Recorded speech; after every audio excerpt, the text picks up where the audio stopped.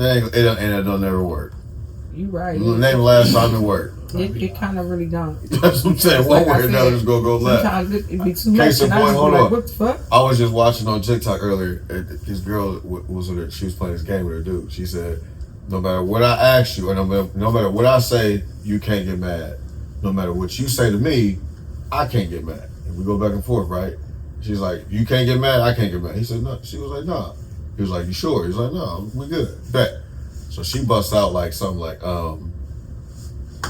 I have had better than you. And he come back with the, "I've also had better than you." And she just get that little, okay, all right, game on type shit, right? See, it's starting competitive. Exactly. So then she starting to be competitive.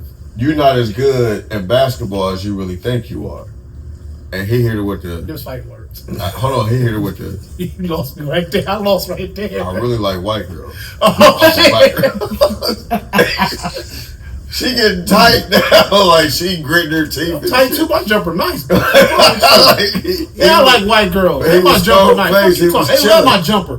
He was chilling the whole time, stone face. She getting hot, bro. Like you can see the steam just. Oh, for sure, bro. It was smoke coming out of her damn ear, bro. And I forgot what she said last. I mean, you got the ball at this point. Oh, bro, and he hit her back with some heat, and she was all right now. Come on, man. Hold on. I thought we wasn't reacting. I thought we wouldn't get mad. Like we playing the game. See, this is what but you asked to play this game though. So this is what I'm saying. Don't ask questions to get answers that you know you truly do not fucking want. I'm adamant. I believe that. I'm adamant with that. I don't believe if I don't have concrete proof for my damn self on my own finding, I'm not gonna go. I'm not about to go looking for it. Straight up. I don't want to know because 9 times out of 10 I didn't try to figure it out, and if I didn't, I'm irritated. So I really want to know. And then on the other hand, sometimes I be thinking I do know, and I be wanting to know if I'm right because my spirit of discernment is beastie. So I just be wanting to be like. I knew that. Okay, well, I be knowing what's going on, and I just be wanting people. That's all about to ask. Is there a time you looked for it and there was nothing there and you was wrong? Yeah, a lot of times. See, a lot of times I was wrong. You probably was like, yeah, bet not be motherfucker. No, I mean sometimes I don't verbalize my actual feelings and what I think out loud. I just be wanting to know, and I don't like when people play mind games with me. All of that. Well, I mean it could be. And you like to know. Oh, I motherfucking would like to know. Well, yeah, that's you fighting that. And then, you say some shit like that. It better not be nothing there. You talk about what you like to know, or you just a bold ass nigga just doing it. You know what I hate the most? What's that? I hate when niggas is not cheating, but they do shit to act like they cheating. How? Because it's like you're not cheating, but then you don't want to answer your phone. You turn your location off. Okay, that's you play like little mind games like, oh, where you at? Oh, I'm just around the way. Oh, I'm just chilling out.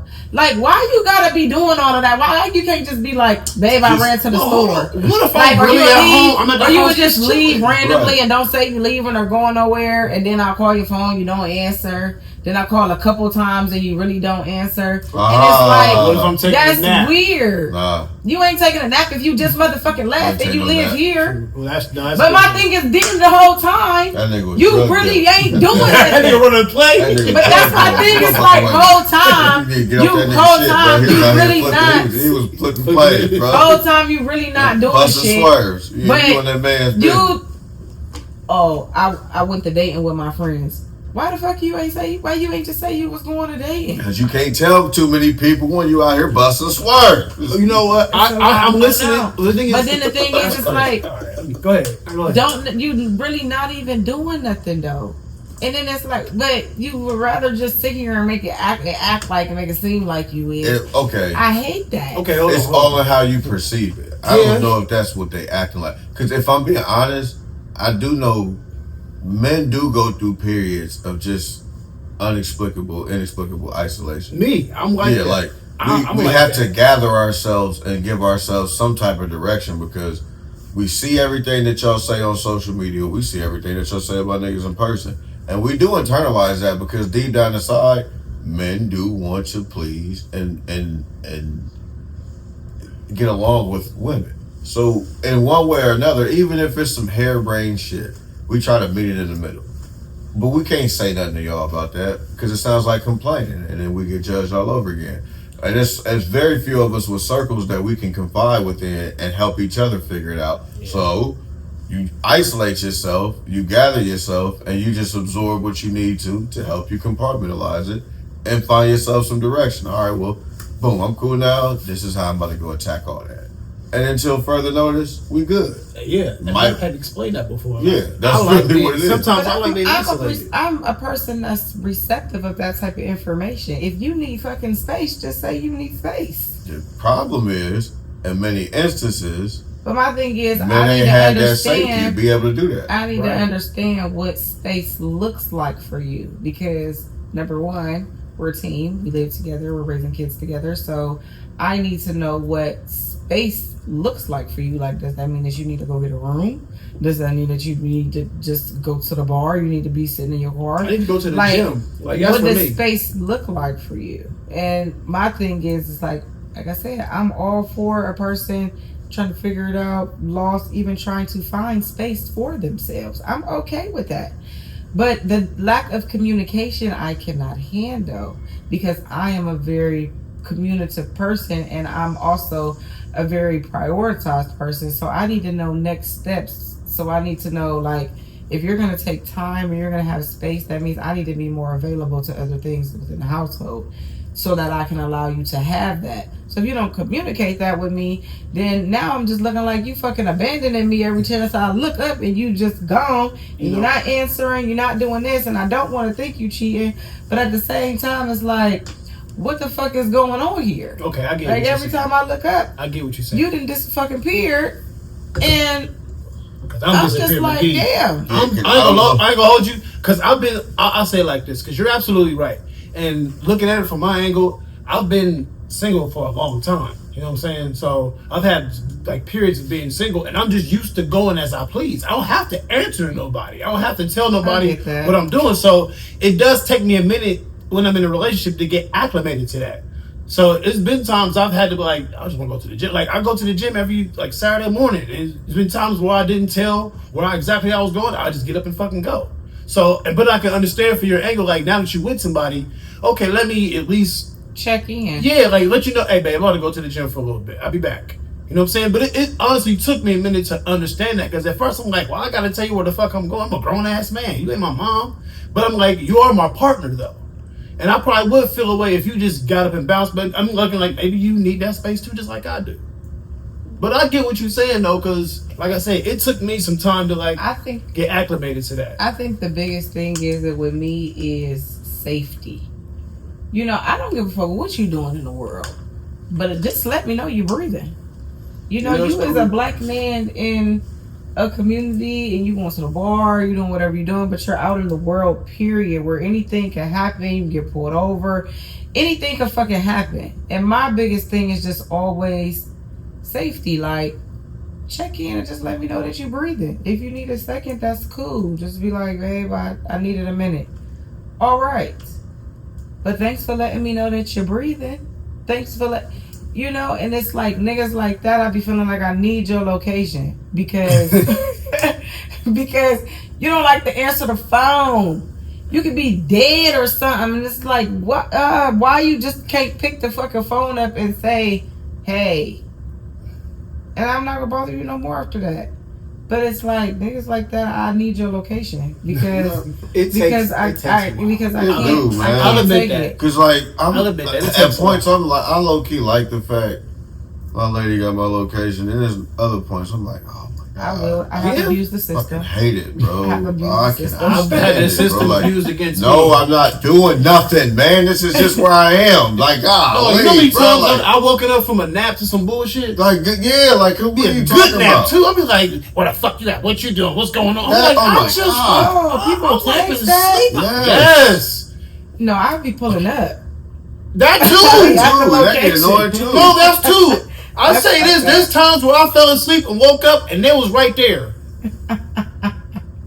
But see, that's how I know niggas be ignoring me because I will pull up and I will watch nigga you. Be knocked out. No, I will watch you. I got that text in my own house. You could have came down here and saw if I was asleep or not, nigga. I have watched niggas sit there and ignore my call. Not even doing shit, but just ignore the call. Like, was you sitting right next to him? They ain't know I was there. That's crazy. But it's like, why are you just sitting in your car ignoring my call? Because he probably need that time to just get away from the world. Pick the phone up and say that. But it didn't. That's fair. Okay, hold on. That's listen, what you're saying is fair. Y'all hold on. What you're saying is fair, but also there are other types of women who don't understand that. Even if you tell them, because they're going to automatically assume it's about them. Oh, you trying to get away from me? Well, I did something to you. Why are you trying to separate yourself from me? It's like it's not about me separating myself from you. I just need this time to myself. It has nothing to do with you. I'm a firm believer that everybody in the is supposed to have something. You're absolutely right though. I think it's the initial reaction that beat men into like that corner of let me just isolate and figure it out. Because in my experience, I don't think I can recall meeting women that went, okay, if you present like a not like a disagreement, but like something that something corrective, like hey, I wasn't feeling that, or you could have did that better, yada yada yada. Like for the most part, when a woman says that to a dude in a relationship, all right, if he cares about her, okay, I appreciate you being honest and transparent with me. I'm gonna work on that. I appreciate that. 9 times out of 10, you present that to a woman in a relationship, you met with some justification behind it, or some type of "ouch, how dare you" ish type of reaction. I'm not saying it's all the time, but it is very common. A fair amount. It's a fair amount to where more than often it's noticed. Right, and it's like, okay, so out of care, I'm not going to, even if I know it's something constructive criticism or a small gripe, we find our ways to work around it instead of openly addressing it, because we don't want to have to receive that reaction or say anything to you to give so you can give off that reaction. It's really out of care. We just want peace. So a lot of the times they don't come across to a dude that like, this is what I'm feeling like, this is what this is how I feel like I got to go about it, and I'm just being open with you, letting you know. So, in the meantime, in the midst of it, if you feel like you got to maneuver a certain way, I'm just being open with you so you can have your options and do what you need to do freely. It's rarely met with, okay, cool, thanks for letting me know. Very rarely, which would be, and not only that, being met with it and then trusting that that's exactly how you feel. You said it not just to say it and get the conversation over with or keep peace, but you said it with the intentions of following through. It's very rare that is entirely rare. And it went that way. Exactly. Very rare. And even if, like I said, even if you did state it goes left, and it goes left right thereafter, because how dare you?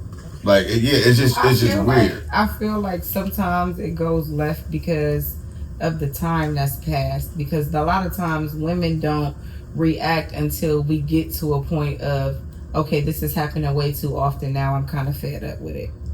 A lot of times we don't nip it right the first time because we wait and then we start seeing if it's becoming a pattern, or if this is something that's just random, or if it's starting to become a pattern, and then when it starts to become a pattern, that's when we decide that we want to address it.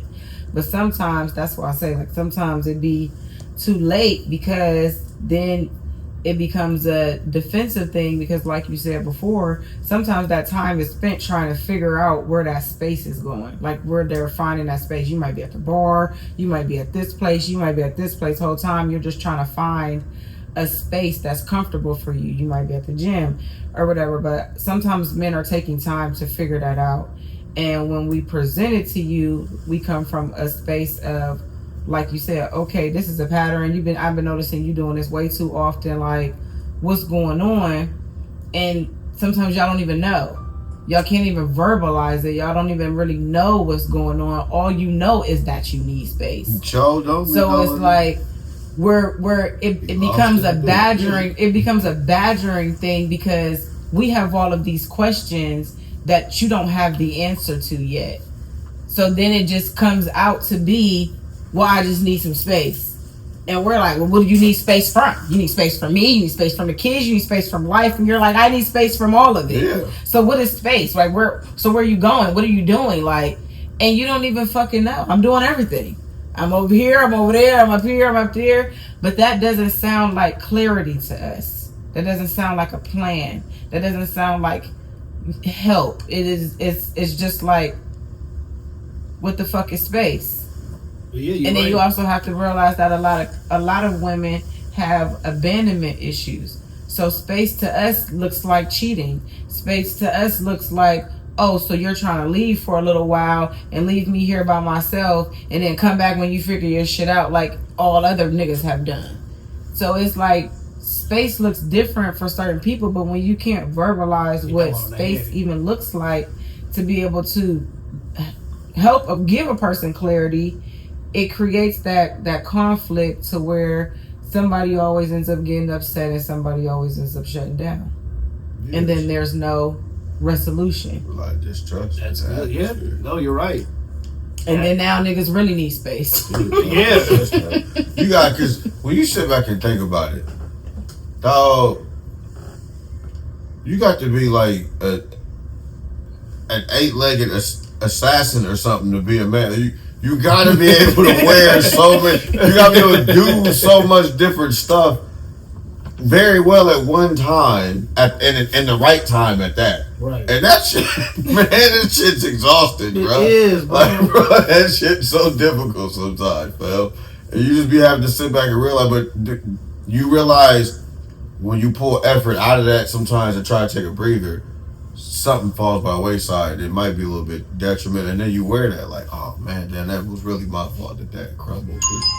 I took some effort away from it, yada yada yada, and you feel so shitty as a dude, bro. Like, because we really deep down inside, guys don't really want to be pieces of shit. If you find a dude that really want to be an immature motherfucker, like he got dropped in the head or something as a kid, something wrong with Buddy. Like, he got real problems. Buddy got real problems. Like, you need to go see somebody. No, that ass. Because like that's like a social disorder of sorts. Men really do want to be of service and want to be adequate for the people around them. We don't really like letting folk down. We don't at all.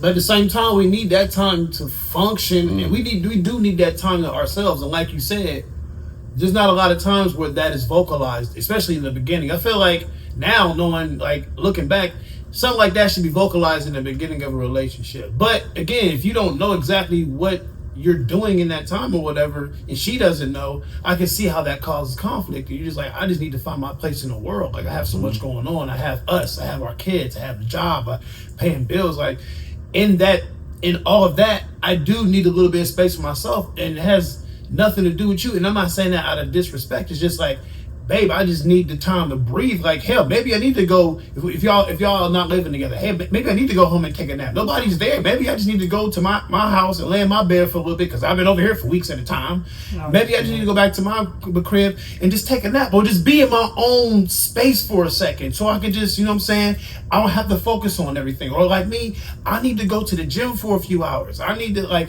I've been at work all week. I've been doing this all week. I need to find a way to get this aggression off, or whatever I'm going through that I haven't talked to you about, that I'm still working through. I need to find a way to get it out, because I don't want to do it here at home. But at the same time, like I said, hearing what you said, now I do understand, like, that could be more communicated. But a lot of times we don't know how to communicate it. Mm-hmm. A lot of times I know we just pick up and go. And a lot of times we are afraid to communicate it because of the backlash that it might cause, and then we're like, well, fuck, I might as well just sit here then. Like, I can't go, because if I go, it's going to cause a problem. She's still going to think I'm going to do something, and I don't want to make it look like I'm doing something when I'm really just trying to go. I'm trying to go hoop with the fellas for 2 hours. I promise you, you just let me go hoop for a few hours, and then I come back, things will be better. You know what I'm saying? And I think in relationships, there's two things that people should always have. Number one, I feel like everybody should have something for themselves. Yes. Something that has nothing to do with the other person, that has nothing that nobody could take away from them. They have to have something for themselves, and they also have to have non-negotiables.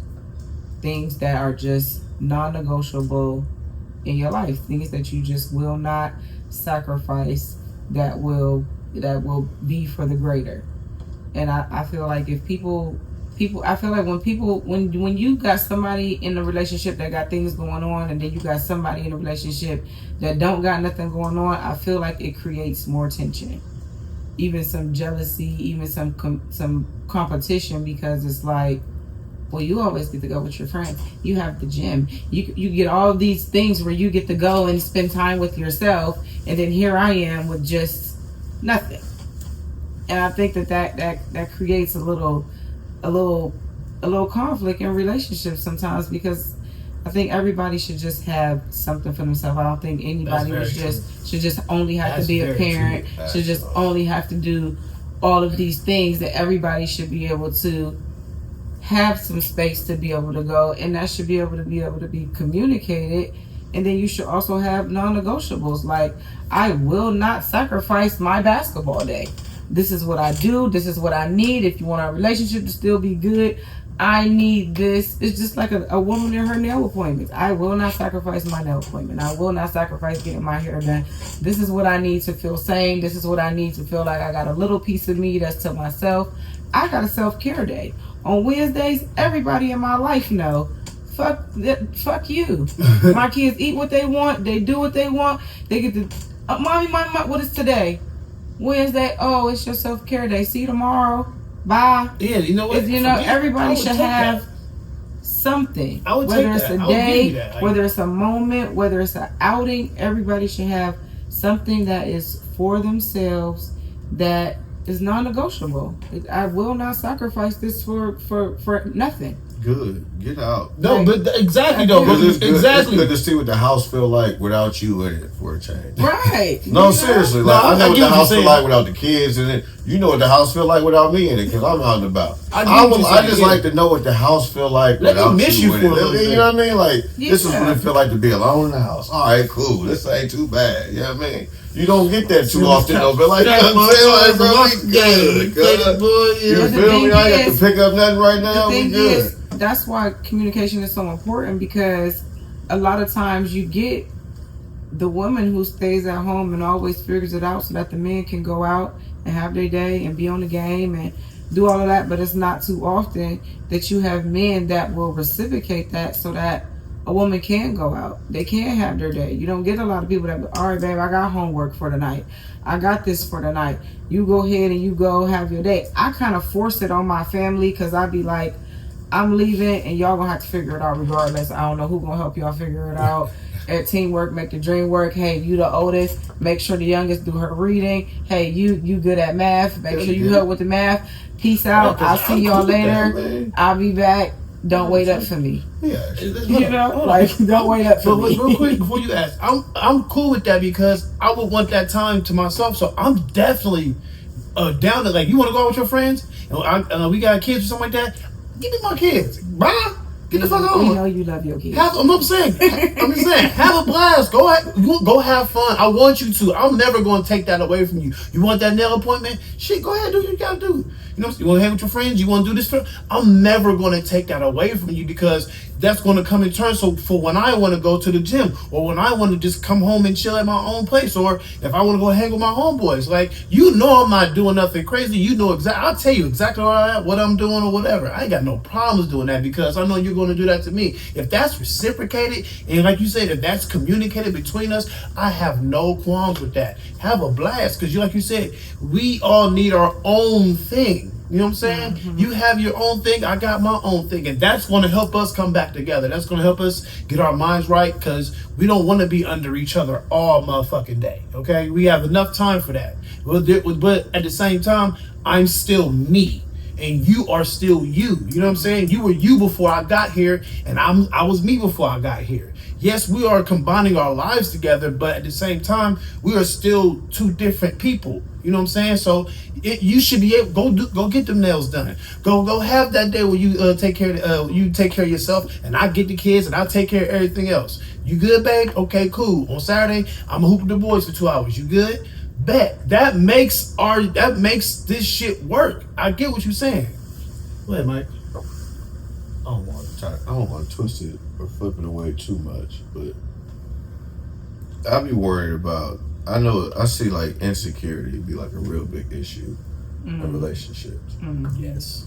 mainly because insecurity is something that is hard for most people to admit that they possess within themselves.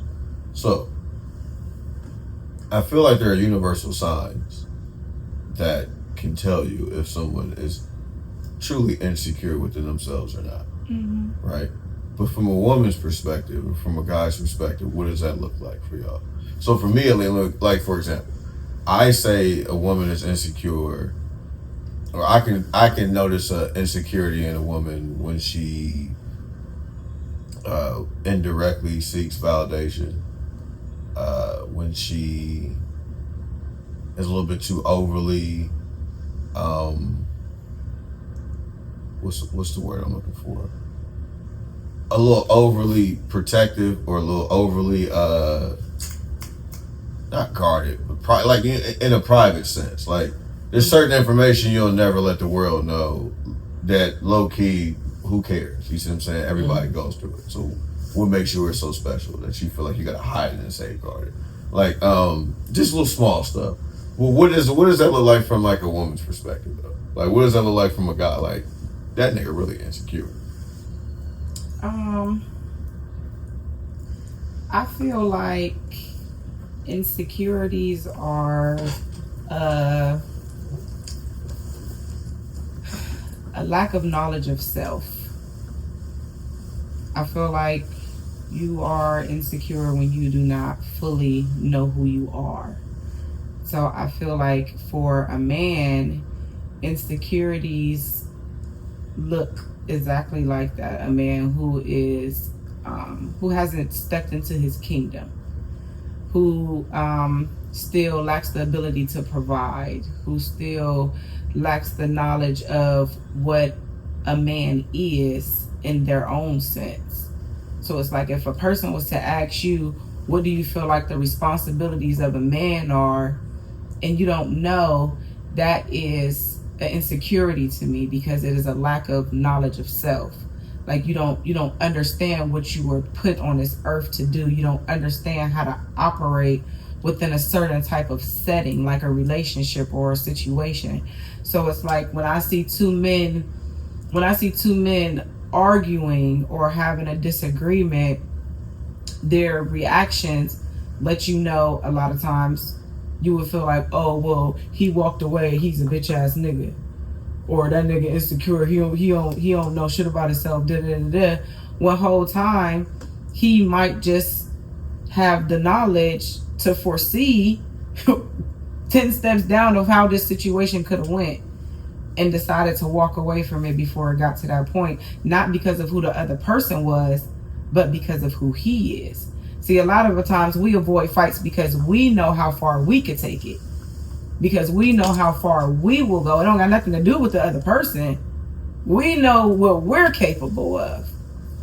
And sometimes the person that you're talking to, they don't even know. That's why I always say, like, not to really flip it, but I always say, I don't like to deal with people. A person that got something to prove is a dangerous person, because you never know how far they got to take. You never know what insecurities they hold. You never know how far they can take a situation. So when I see a man that's unsure of himself, that doesn't know how to maneuver, that lacks financial security, those are insecurities to me. Pretty much. I'll say with me, certain types of projection. When somebody projects feelings on you about you that you know that isn't true, but you know those same projections are true about that person. Yeah. When a person calls you narcissistic, but you see every narcissistic quality in them, and they're projecting that onto you, and it's just like, how do you even see that in me? But I see everything that you're saying about me in you, and you don't see it, but you are projecting all that on me. And you really have the nerve. Like, I've witnessed that so many times in my life, man. Because I'm like, where are you even getting this from? But I see where you're getting it from, because you're acting it out in real time. Look at you, bro. again, it could be something that's, again, we was making jokes about it. It could be something that's just a man taking a nap, falling asleep. And you wake up to 1,000,001 messages. Like, girl, you know I'm at home.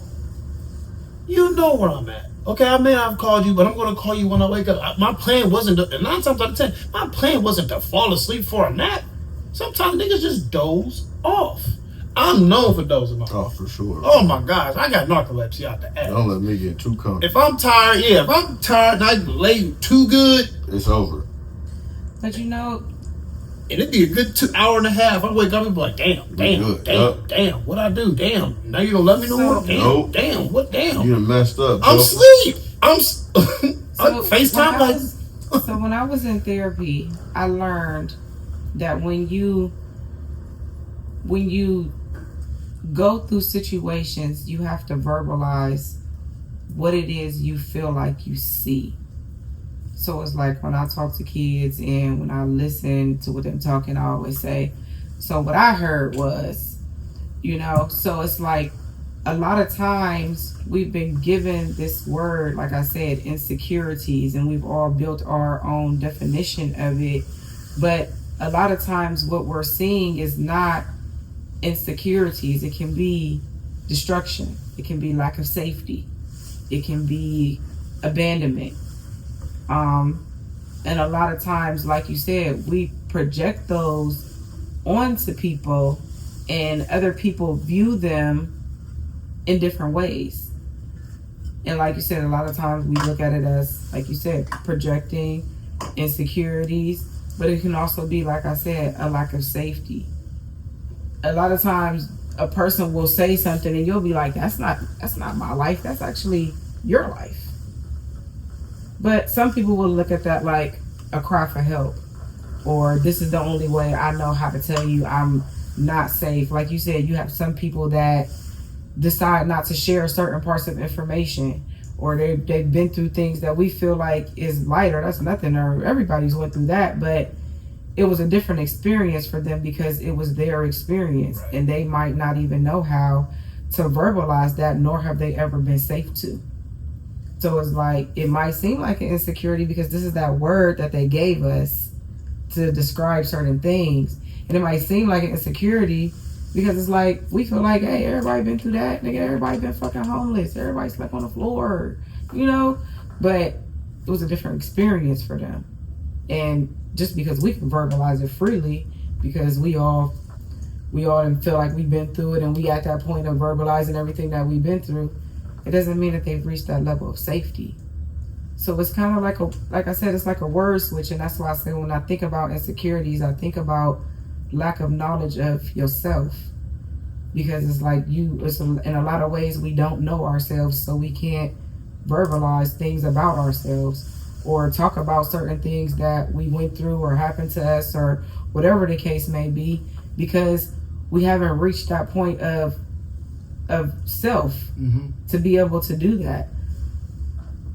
And I feel like that's why a lot of men are what society will call insecure, because they don't know a lot about even what it is to be a man or what it feels like. We be like, oh yeah, that nigga insecure, he always speaking on another nigga. Why you always speaking on another man? Why you said that?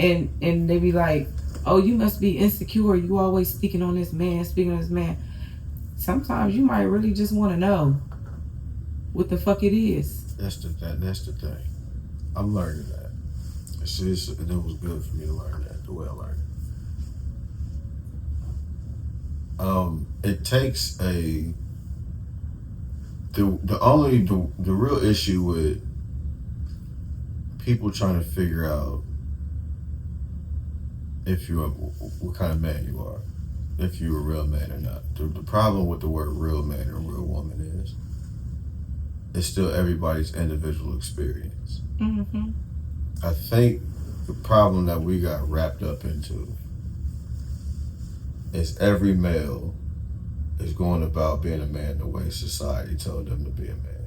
For sure. Yeah. For sure. 1,000%. And instead of having the courage to go about it the way you see fit for self. Your own path, yeah. Like that's really what's tripping up so many folk. And with anything, if it's something about what you do as a man, I can only, for us, fatherhood. Society tells us in order for us to be looked at and earn the label of a father, we have to do it a certain way. We have to sacrifice immensely. We have to always put ourselves second, third, fourth. We never put ourselves first. We always go up with, even if the odds are stacked against us, even if the baby mom or the child's mom is being grossly unfair, disrespectful, you still suck it up and you do what you gotta do and you be a dad. And you just take it on the chin. Yeah. Because that's what a man would do. Mm-hmm. Says who? Exactly. Says who? That's the problem. Nobody ever stopped and said, well, who said that? Mm-hmm. No, so what authority, not entity, not group, no, none of that. What authority said that's exactly how it should be done? Because this is where we trip up. And who, even on the flip side, who in our right minds gave us the right to say what a real woman would do? What authority? That's why I never say that shit. I don't say I've what never I'm said that. not going to sit back and do that. I'm not a woman. I can never tell you that's what a crazy. Because woman I've is. said that before. Really? Because as a woman, you are so. Who said that? Who said that? Who said like, that? Who said that? That's not how. I've never wanna be- experienced anything as a woman, so I can't tell a woman how to I be would a never. woman. I can't. So that's why I hate that shit I when can't stand as a man you should this. How would you know? Especially seeing more than I'm sorry, but 9 times out of 10, your daddy wasn't around. And if he was, he wasn't married to your mother. Let's keep it a buck.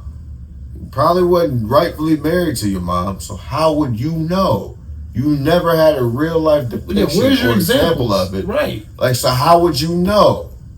This is the crazy part. Like, that's what really trips me up. This is why I don't sit back and say, well, real woman, I'm not going to say I didn't have real women around me, but I do. But I had- still, everybody You has a had different your experience. you have You know what I your mean? definition. Of exactly. what So it is. I can't say that. I can say the woman I desire to be around with longevity. Yeah. Dot. But I'm not gonna say you're not a real woman if you're not doing that. You just somebody I might not. We could get along, just not in the long term. You see what I'm saying? Like that's it. So why are you putting that on? Why are y'all putting that on each other? That's crazy. Like that. That's where a whole bunch of stuff needs to. I think that's where a whole bunch of insecurity is bred, because when you fall short of being a real man or a real woman, now you got to mask it with something to make yourself feel a little bit less inadequate. But that's why I always ask. Like, I feel like in conversations or disagreements, I be like, so as a man, you don't feel like you're supposed to do these things? Because I be really wanting to know. Because I know what I desire. So, and it's not me saying that you have to do these things, but this is what I desire my man to do. So I'm going to say, as a man, you don't feel like you're supposed to take the trash out if you see it full? Like, as a man? As a mom, I feel like I should instill my son to never walk past nobody's full trash without offering to take it out. And my brother, he took trash out and washed dishes and cleaned bathrooms and wiped toilets. You think my son won't? But it's not because I'm not doing it because that's what my mama made my brother do. I'm doing it because I feel like every kid in my house should know how to clean. I don't never want my son to have a dirty house. I don't want him to not know how to clean the toilet and clean his pee up off the toilet. He did that. I didn't do that. I don't want him to feel like somebody always got to wipe his pee. Boy, clean up after yourself. And it's not even just because it's something that I learned that was passed down to me. It was something that happened in my life that I agreed with.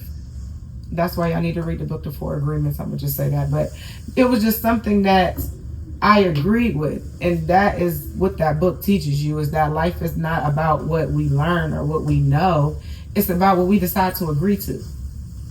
I agreed with my mother teaching everybody in the house all the skills. So I teach all my kids all the skills. My daughters know how to hammer nails, and so do my son. So it's like, I just felt like that was a good thing that I agreed with, and I wanted my kids to do that.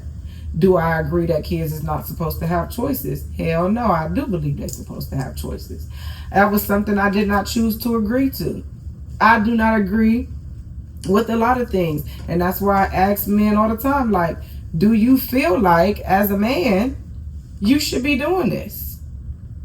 if you don't, we might not be for each other. It's somebody for you, but I might not be that person because I feel and I desire a man that wants to do these things. It's a lot of men out there that still pay all the bills. They feel like providing is paying all of the bills. I do not desire a man that will pay all the bills. I still say that's tricking. I don't give a fuck. I do not desire a man that pays all the bills.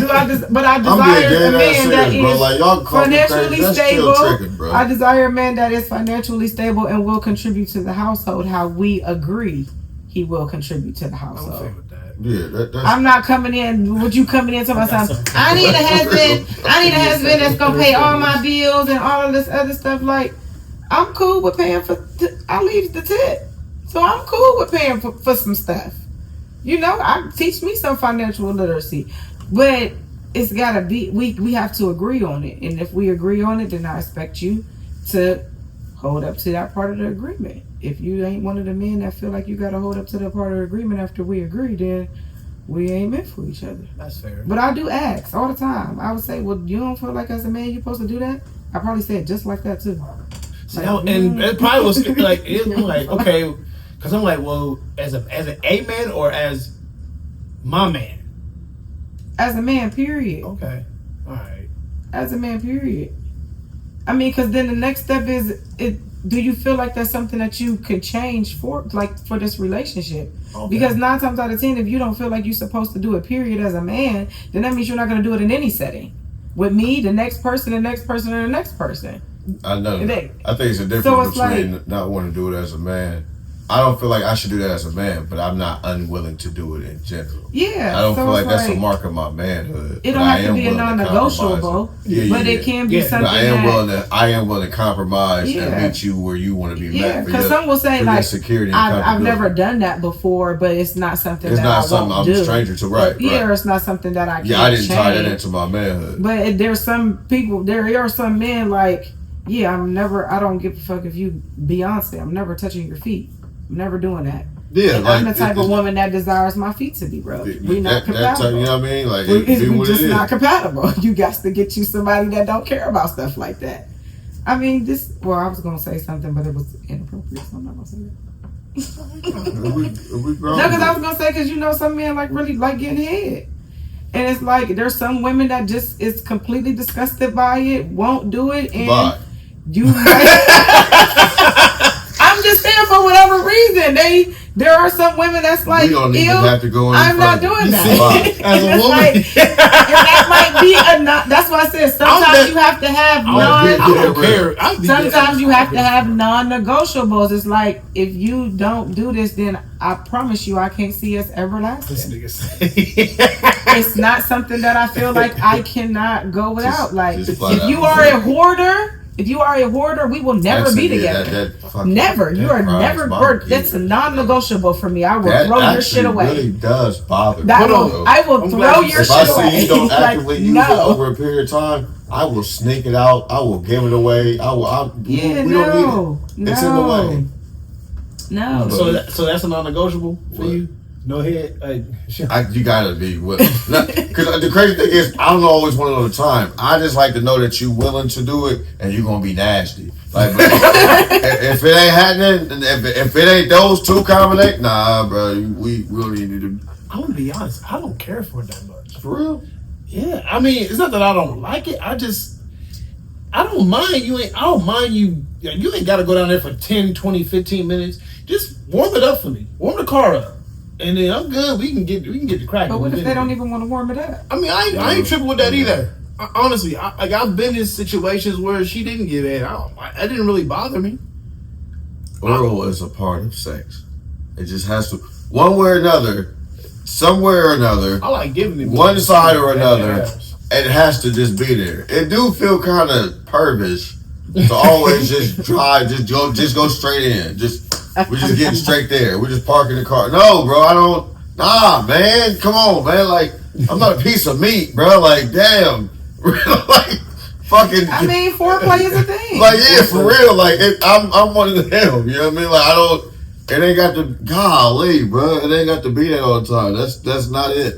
Like, yeah, so that, but I just, like I said, I think that everybody should be able to explore and have good preference, man. Like, preference is key. Mm-hmm. Yeah, I mean, there's nothing wrong with wanting what you want. There's nothing wrong with that because there's somebody for everybody. That person that don't give head is gonna find somebody like you that who don't really care for it, and they're gonna be just fine. Yeah. See how that work out? But imagine him staying with her, knowing she don't give no head, and knowing it ain't gonna go no further, and knowing he can't deal with that shit. He got some neck from He's somebody. fucking it up for both of them. You're fucking it up for both of y'all. Instead of just saying this ain't gonna work, and even if that is the stupidest reason, oh well, that's just the reason. But is he still? But it's like, what if he's still good to her? Like, overall, like, I ain't getting no head. I really you're keeping her from her true person she's supposed to be with, and you're keeping yourself from the true person you're supposed to be with. Because eventually it's gonna come a time. So you feel like you shouldn't sacrifice? You shouldn't. Or settle for no type of shorts when it comes to like what you really desire a girl to be. Or that's what I'm saying. Because if you really desire it, if you make it a non-negotiable, that means you cannot. You will not operate without it. So do you feel like, okay, everybody should be pleased in all aspects? You might not be like a sex addict. Like, I don't have to have it every day, all day. But when I do, it better be like a porn star, right? Boom. Do you feel like somebody cheating themselves and it's not gonna work if they get with a person who just like regular sex? I don't feel like you should get with them. I feel like when you have sex and it's bad, you should realize that it's bad the first time. Man, go, later, go. What? I don't know what to tell you. Go. Okay, bye. I feel like, see, this is the problem, because when people let things slide and they don't verbalize it the first time, then it goes on for too long. You knew you didn't like the sex the first time, and then you probably tried it the second time just to see if maybe the first time it was just off a little bit, and then it was not right the second time, and then you chose the third time just to see if it was good in another season, and it still wasn't good in another season. You had 3 opportunities to get up out of there, bruh. Yeah, you did. And you didn't. And then now you done made it hard. Now you done made it hard. But that's what we do. We make it hard because nobody gets out the first time for real. It's like we always try to be like, okay, well, maybe there's so many good things going on, but then it still be that one little thing that's just like, damn, I just can't get with this. And it's going to make me cheat. That's crazy. And the cheating is and it ain't even going to be, the cheating is what's going to kill it all. Mm-hmm. Right. And the cheat is going to be the straw to break the camel back. And it's no longer about the fact that she didn't give you head no more. It's about the fact that you cheated and went and got it from somebody else, and she's still gonna be mad knowing she don't give head. Oh, well. But now it's about the cheating. Now it's about the cheating, and now that's the end for her, because guess what? That was her non-negotiable. Hey, man. You know what? You making me think now, because now that I'm thinking, I can see where a lot of my problems have stemmed, because Her drug dealer, it's been more sacrificial for me, and I haven't voiced my non-negotiables. I didn't realize I thought about it until maybe it was too late, or maybe I was too far gone, or maybe I was too angry, and there was a certain point where I'm just doing it without telling you or whatever. Not like getting hit, like just having certain non-negotiables, like going and do what I need to do, or going to have that time. And I didn't communicate it because I didn't think about it like that. Because you didn't know how detrimental it was in your life. Exactly. I was willing to sacrifice because I cared for the person. Think about it though, man. Think about it. Hold on. Okay, let's keep it big. All right. Let's pretend that even with the non-negotiables, it's still a really good girl that you with, right? Yeah. Okay, cool. How you been a really good girl? How are you going to be able to handle hearing? Truth be told, I'm really not that satisfied in my sex life with each other. I really feel like you could be doing a lot better for yourself as an individual. I really do feel like, hey, a lot of times I feel like I get shorted on small affection or this and that, so on and so forth. And truth be told, I feel like you lack ambition overall, and it's really going to halt me, or it's really going to halt us, or I'm going to have to be the one to really pull everything and drive everything forward if we want to be at a heightened level of success. How do you take hearing all that at one time, but you know deep down inside you actually been a really good person to this individual? I mean, honestly, if you just sat there and said all of that to me, I would just be like, well, damn. Exactly. Because, it do be a smack in the face. Exactly. But at the same time, it's like, some people might get mad, but what you didn't say was, what's next? So my thing is, like, I'm going to be thinking, like, okay, so are you breaking up with me? Like, are you leaving? Are you telling me this because you want me to work on these things and we could possibly be together? Or are you saying that because of these things, this is the end? No, a lot of times, if that's the case, a guy's just gonna come out and say, "Hey, listen, either he's gonna lead with that, or he's gonna end with it. He's gonna end it. He's gonna lead a statement with that, or end a statement with that. I'm done with it, and this is why. Hey, I'm letting you know, ... And as a result, I think we should be done. But if I'm just letting you know these things, this is my way of saying, this is what I'm noticing, and this is what can be, because it's all improvable. Anything that you're doing can be made up or improved upon. You never just really stuck at whatever you're doing. You could be doing something a little bit better. Like, exactly.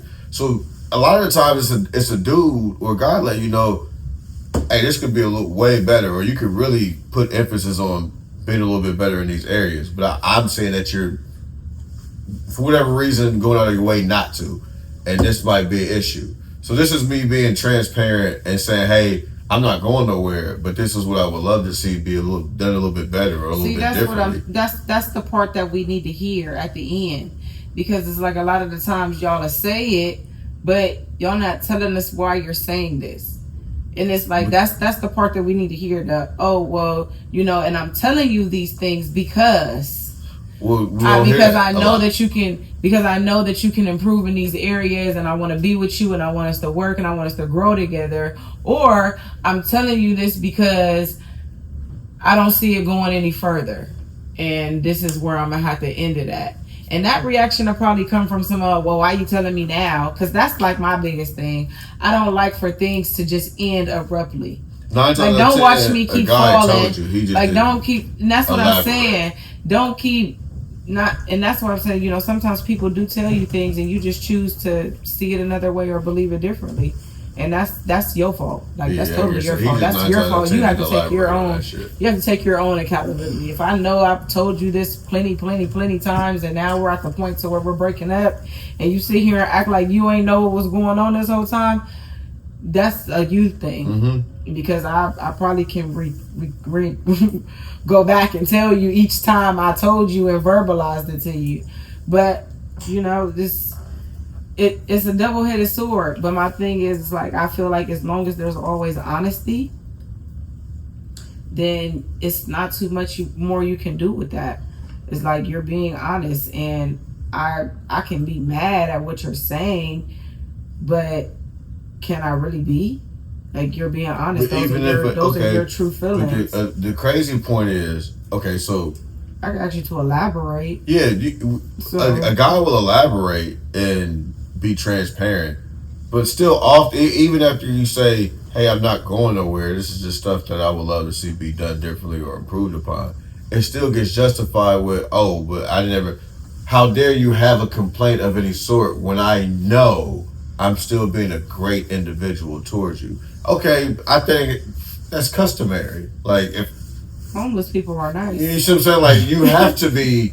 Yeah, I do feel like in a relationship, it's a must that you be considerate. You show effort. You take initiative to look after somebody. Like, yeah, you're supposed to, because this is what God wants you to do any doggone ways. I don't want to hear that. This is what gets us further. This is what helps us grow. I'm worried about the stuff that you're not doing that helps us grow or helps us have a certain level of sustainability within each other, which is very, very important for longevity. That's what it is. But a lot of times it don't get taken like that. It's always a how dare you, because I'm just trying to keep things intact. Because you know why? Because a lot of times we don't ask. A lot of times we have conversations, and just like I said before, I ask you, As a man, do you feel like you're supposed to be doing this? A lot of times we don't say, well, how do you feel like you're contributing? I know that I said these things and maybe I missed something. So how do you feel like you're elevating your life right now? What plan do you have right now that you feel like you're contributing to our 5-year plan? Like, where do you see our relationship 5 years from now? We don't ask each other those type of questions. And then we're like, oh, well, she's not growing. She's not elevating. She'd have been living in this same house on Section 8 for 10 years. And I still ain't seen her go get a job. Is she comfortable? Like, sometimes you have to ask people questions and really get a full understanding of what their mindset is. Because sometimes people be dead ass comfortable in their setting and with themselves. And I'm glad you said that, because niggas' biggest problems, and sometimes really women too, but niggas' biggest problems is you see it, you see how comfortable they are, and you swear up and down you can do something or love them into changing and elevating themselves into something different. You swear you can love them through their trauma. You can love them enough to give them the courage to face their trauma and fix their trauma. And not understanding that, hey, we in our late 30s going on 40.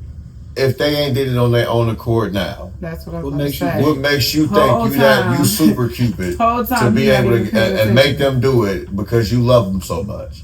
Yeah. It has to be. You got to start. I'm starting to learn that the hard way. Like, you got to recognize when somebody actually takes initiative to change the things within themselves that they know they need to change. You can see it, and they see it because they look at it in the mirror every day. But to recognize someone not actively doing it, they'll even say it. They'll be like, I have a problem. And you know what I say? Nothing about it. I'll be like, well, I see you on the first step. You don't do nothing about it? The first step is admitting that we have a problem. But that's why I'm saying, you, like you said, you feel like you could love them through it, love them through it, love them through it. Whole time you missing the fact that they being so good to you, but they ain't taking no steps to the root. Right. So what's really supposed to be happening? Like, they're not taking no necessary steps. This person just keep coming to me with the problem, and we're never getting to the solution. And it ain't even my solution that we got to be getting to. I'm supposed to be worried about my own self. And here I am trying to help you and push you get to a solution that you're not even pushing yourself to get to. We keep talking about therapy, but you ain't picked up the phone yet. Right. You keep telling me like, oh, I really want to get through this and I really want to get help. And I'm still sitting here thinking, what are you waiting for? Do you need me to dial the number and you talk? Because love will take you that far to the point to where you would dial the number and hand them the phone. But is they going to sit there and look at you, or is they going to grab it? Because are they really ready? Or are they just saying that comfortable with the person that's going to keep listening to them say that they're ready? That's why I tell you, sometimes you don't walk away for yourself. Sometimes you walk away to save the other person. Sometimes you dead ass be the dead weight in the relationship. The whole time you're thinking it's them, when it's really you. It's not. Sometimes it's not the problem. It's not the person with the problem that always holds the dead weight. You are the dead weight. Sometimes it's meant for you to leave them alone so they can figure it out. Because if you keep pacifying them, you keep taking care of them, you keep allowing them to be comfortable and be a mask in the setting, you're only enabling them. I tell people all the time, I'm a rehabilitation center for people. You're an enabler. They're gonna come to you and argue with you because they know you will argue back, and that's what they need to fuel it. Some people dead ass do like to fight. Some people dead ass do like to get knocked around. It's like an adrenaline rush for them. They getting all their anger out, whatever the case may be. But some people do like that type of stuff. Jerry Springer ass. Some people do. Some people are comfortable. It's like some people are in abusive relationships and we wonder why they stay, and it's like, you niggas did what else do they know? I had my bitch in there the other day. Sometimes you have to be the one to walk away so that another person can find who is for them. And I believe in meeting people in another lifetime. I believe in meeting people twice. We fuck around and meet each other 5 years from now and fall all the way in love where we both got our shit together and you finally did everything you're supposed to do. I finally did everything I was supposed to do. I believe in shit like that. You know I might see you in a couple of believe years. Or you might actually find a person that was for you and I might actually find a person that was for me. And that's okay. That's okay. I do believe you do. I do believe everybody, legit. I do believe in my heart of hearts, everybody sincerely encounters their soulmate or their true spouse in life. Mm-hmm. Whether you marry them, when you meet them, after you meet them, or not at all. It's strictly predicated upon the choices y'all both made. Legit. Because it could be somebody you just been so cool with that should have been your wife the whole time. And you don't realize it until it's too late. It could be somebody you just meet out of nowhere when you adamant that you were never going to be in a relationship with nobody. And that just for whatever reason, every single little thing they do hits the mark and makes you change it to them. Whether you get, like I said, but whether you get married to them or not, it's strictly, because it still is your choice at the end of the day, whether you actually pull the trigger and get married to that person. But you do realize your spouse doesn't have to be your soulmate. Don't have to be. Your soulmate is just a soul tie to somebody. It doesn't have to be the person that you're in a relationship with or the person that you marry or anything, because you think about it. Sometimes it's always that one person that got away, or you end up marrying the worst person, or you end up marrying the person that had 90% of everything that you needed and you desired. But it's always something. It's always something. Like your soulmate. Some people feel like their animals are their soulmates. Like this, this person was, like it's weird stuff going on already. We soul tied. Nobody knows me more than my dog. Nobody knows me more than my kid. Some people are soul tied to their animals. Married a nigga. You know? So it's like that spaniel you might have had that friend. Might blossom into something You great. might have had that friend that you felt like you was so close and that should have been your wife whole time. You don't even know. She never White thought you was people supposed marry to be their pets all the time. She never thought you was supposed to be her husband. You thought she was everything that you wanted in a wife, and y'all been kicking it for this long, and you like, damn, I should have married her. She the one that got away. Whole time she was everything you needed in a wife, but you wasn't everything she wanted in a husband. It ain't always just about you. Who cares? But y'all had a great soul tie. Kicked it. Your best friend knew you like the back of her hand. If anybody was to needed to know something about you, call her first. That's your emergency contact and everything. You don't feel like that's the better person to marry?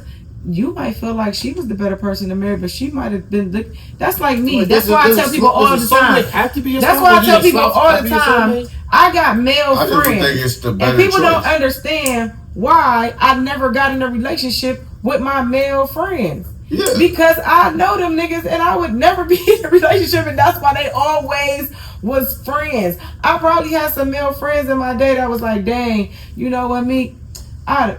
If you could have been my wife, I'd have married you. And I'm thinking like, nigga, I'd have never married you. Never. But I love you. So and, you judge them. I ain't judge them. I just know them. And that's the thing. Like when you know somebody. You know what they did. I know them. That's what I'm saying. My male friends, like my best friends, I know them. And I talk shit to them. I tell them, you know, when they stagnant. And the women that was chosen for them, may God bless their hearts. They was the right ones. Me could have never did it. But them is my homie. Them is my babies. But me could have never did it. Could have never did it. Look here, homie. You a good nigga, just not a good enough nigga. No, you upset? Look, nigga, I can you get a it good nigga. You just ain't mine. Hold on. I can get it from both angles because you just ain't for me. I can see that. I But can you're see an that amazing person. with female friends. You can see that with female friends. Like it's certain female friends that you probably would never get with on a certain level because you know how they are. But that's not gonna stop you from being. Yeah, you would make a great wife, just not mine. Yeah, I'm not doing it. Like, well, you know what, friend? You gonna be perfect for somebody one is day. going to love you, just not me.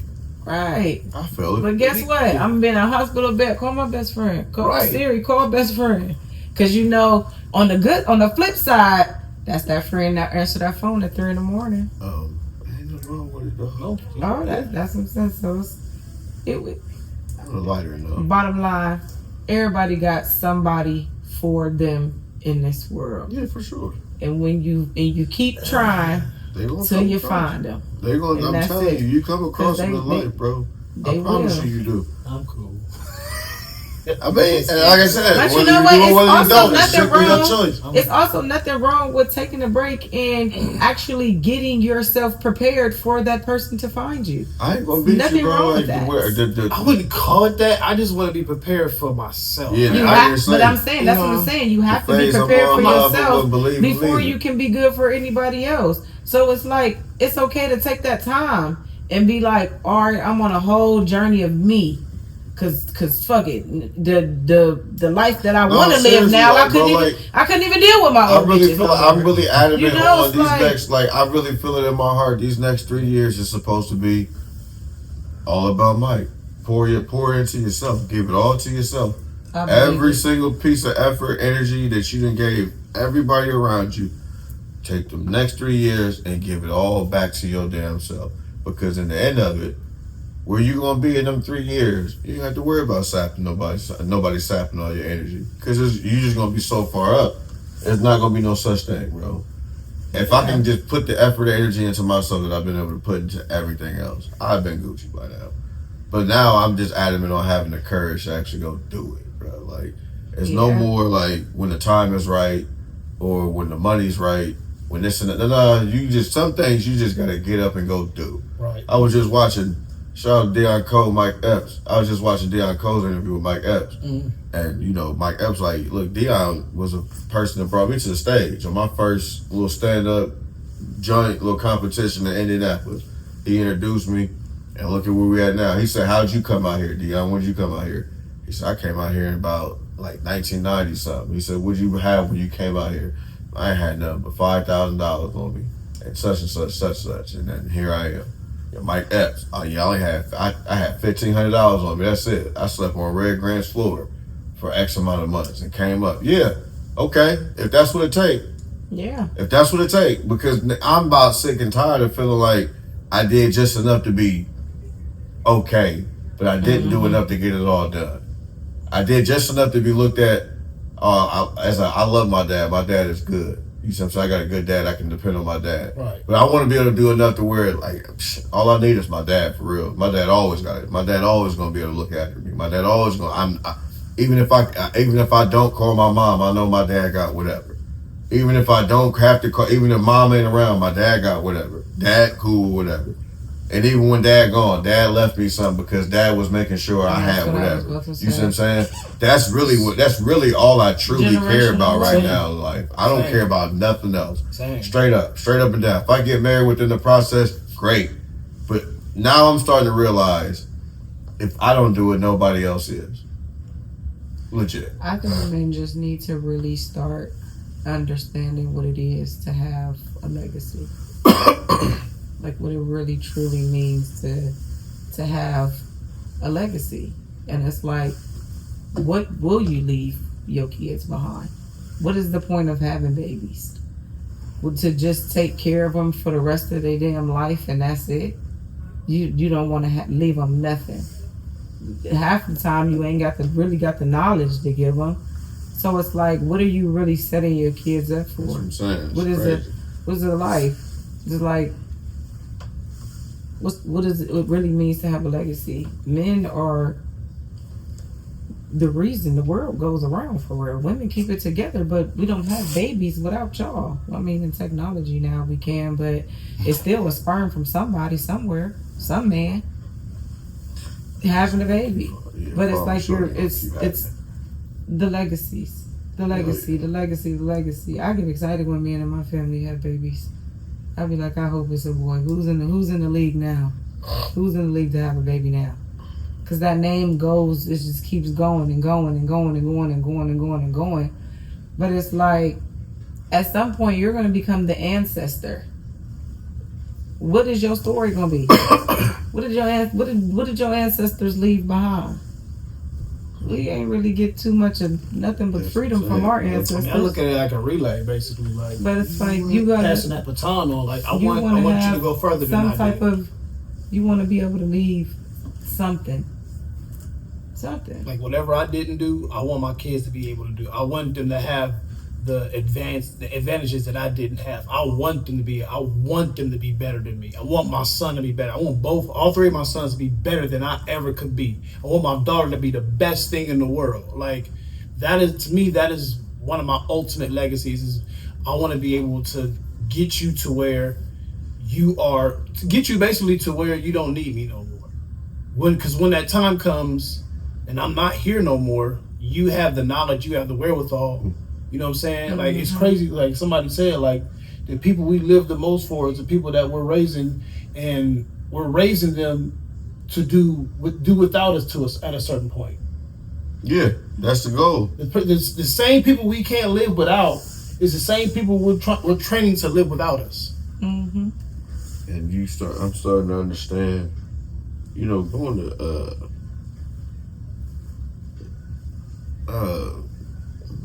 church often enough to have decent conversations with the men's group. Crazy thing is, they really conversations than what I would anticipate. Ain't a whole bunch of holy roly talk for real. They're just men talking about what men deal with, what men go through. But the perception that he breaks it down in is like, for real, you got 4 faces to yourself as a man. But we only get trapped into tapping into one. Because there's a king in you, there's a warrior in you, there's a lover in you, there's a wise man in you. And we only, for whatever reason, we get trapped into just one of them at any point in time. And very rarely is the king. A lot of times we get trapped into the lover, the warrior especially. Very seldom the wise man, but we get trapped. But very rarely do you get trapped into being the overall king of yourself. And this is where a lot of stuff, this is a better way to look at it if you want to get back to focusing on what it is that, not only being honest with who you are, but focusing on where you really need to redirect yourself to. Mm-hmm. Because for a little bit long, we was the lover. See where the hell that got us. See where that got you, being a lover. Being a warrior don't always really work out so well. Yeah. Because sometimes being a lover turned us into a damn warrior. I was about to say that. You see what I'm saying? Like that's what made me a warrior. I was trying to show all this love in my heart. So much love turned me into going to war. You know what I mean? Now I have to live that. When I should have probably been the wise man this whole time and made a little bit better choices for myself. Mm. If I was just stuck being a wise man, I probably would have been a little bit closer to being a king. You know what I mean? And we get trapped into this nonsense, dog. It's real easy to get trapped into it.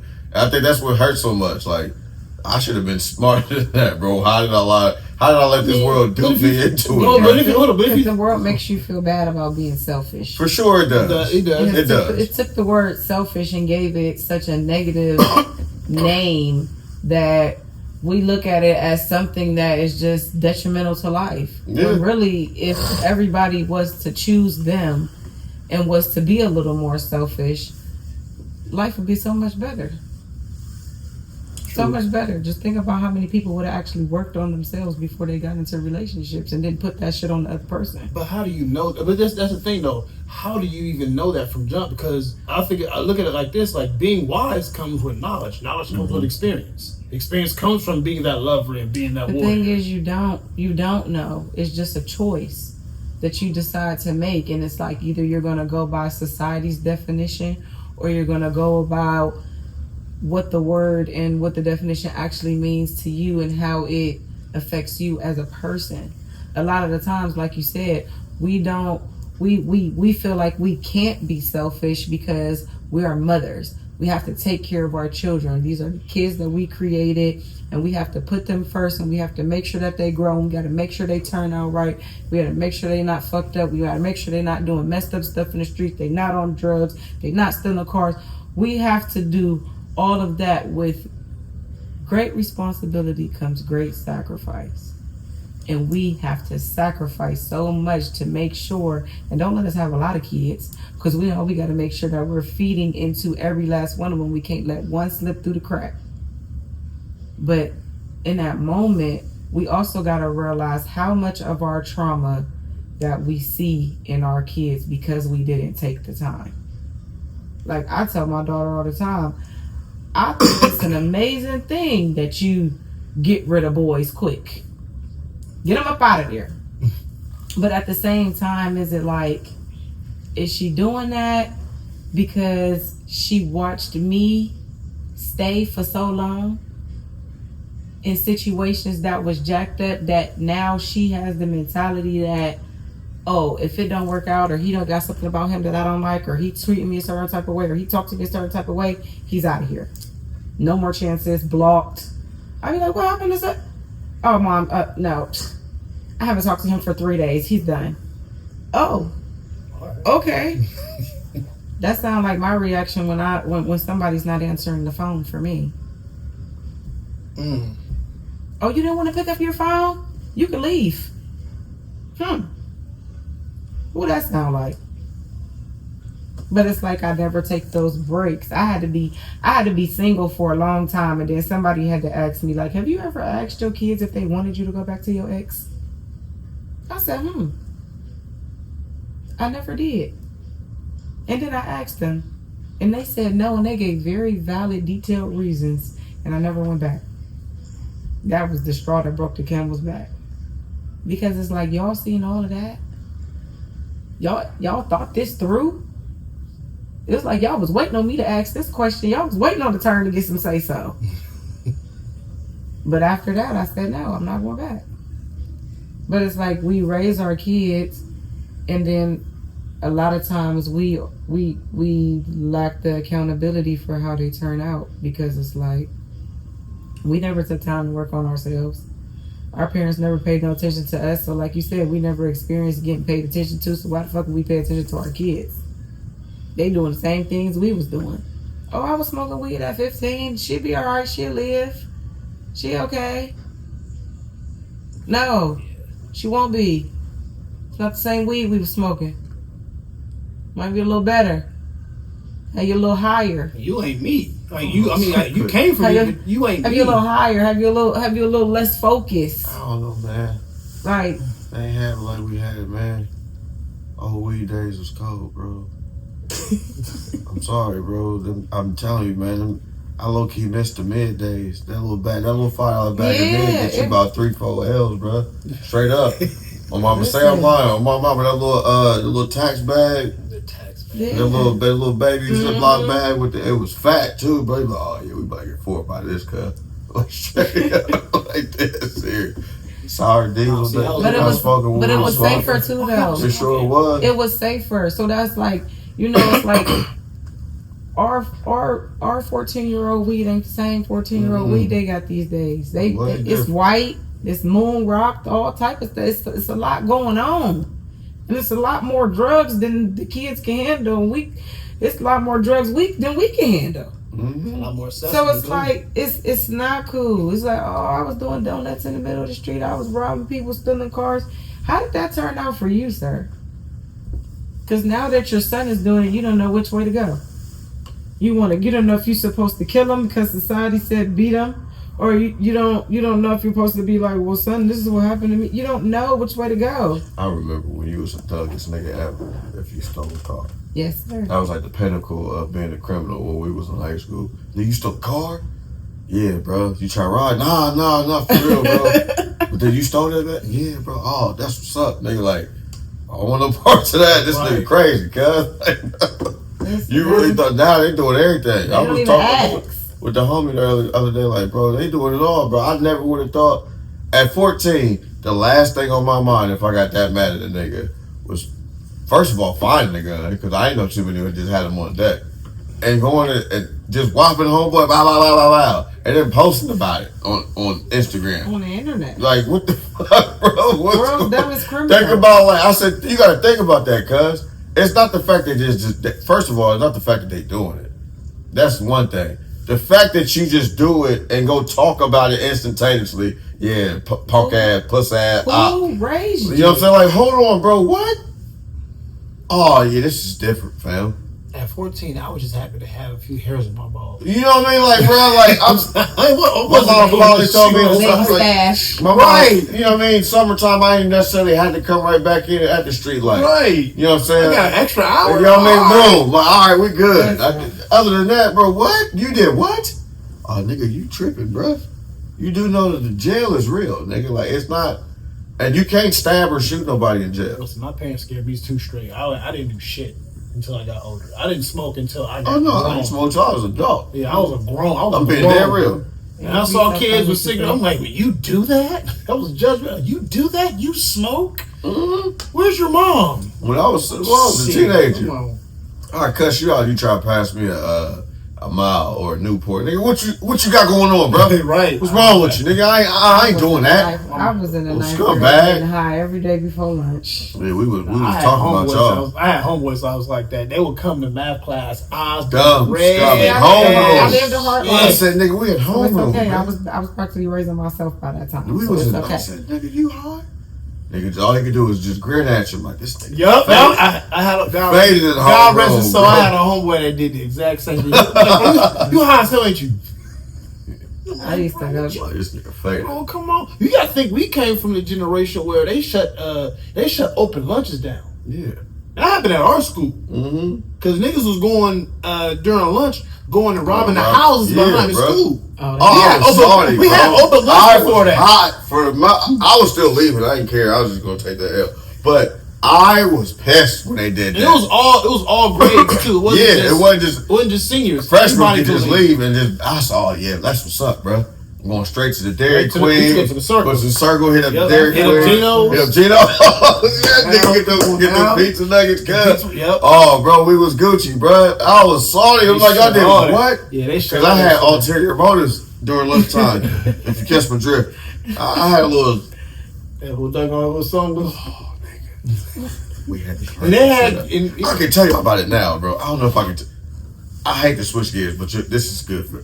Man, listen.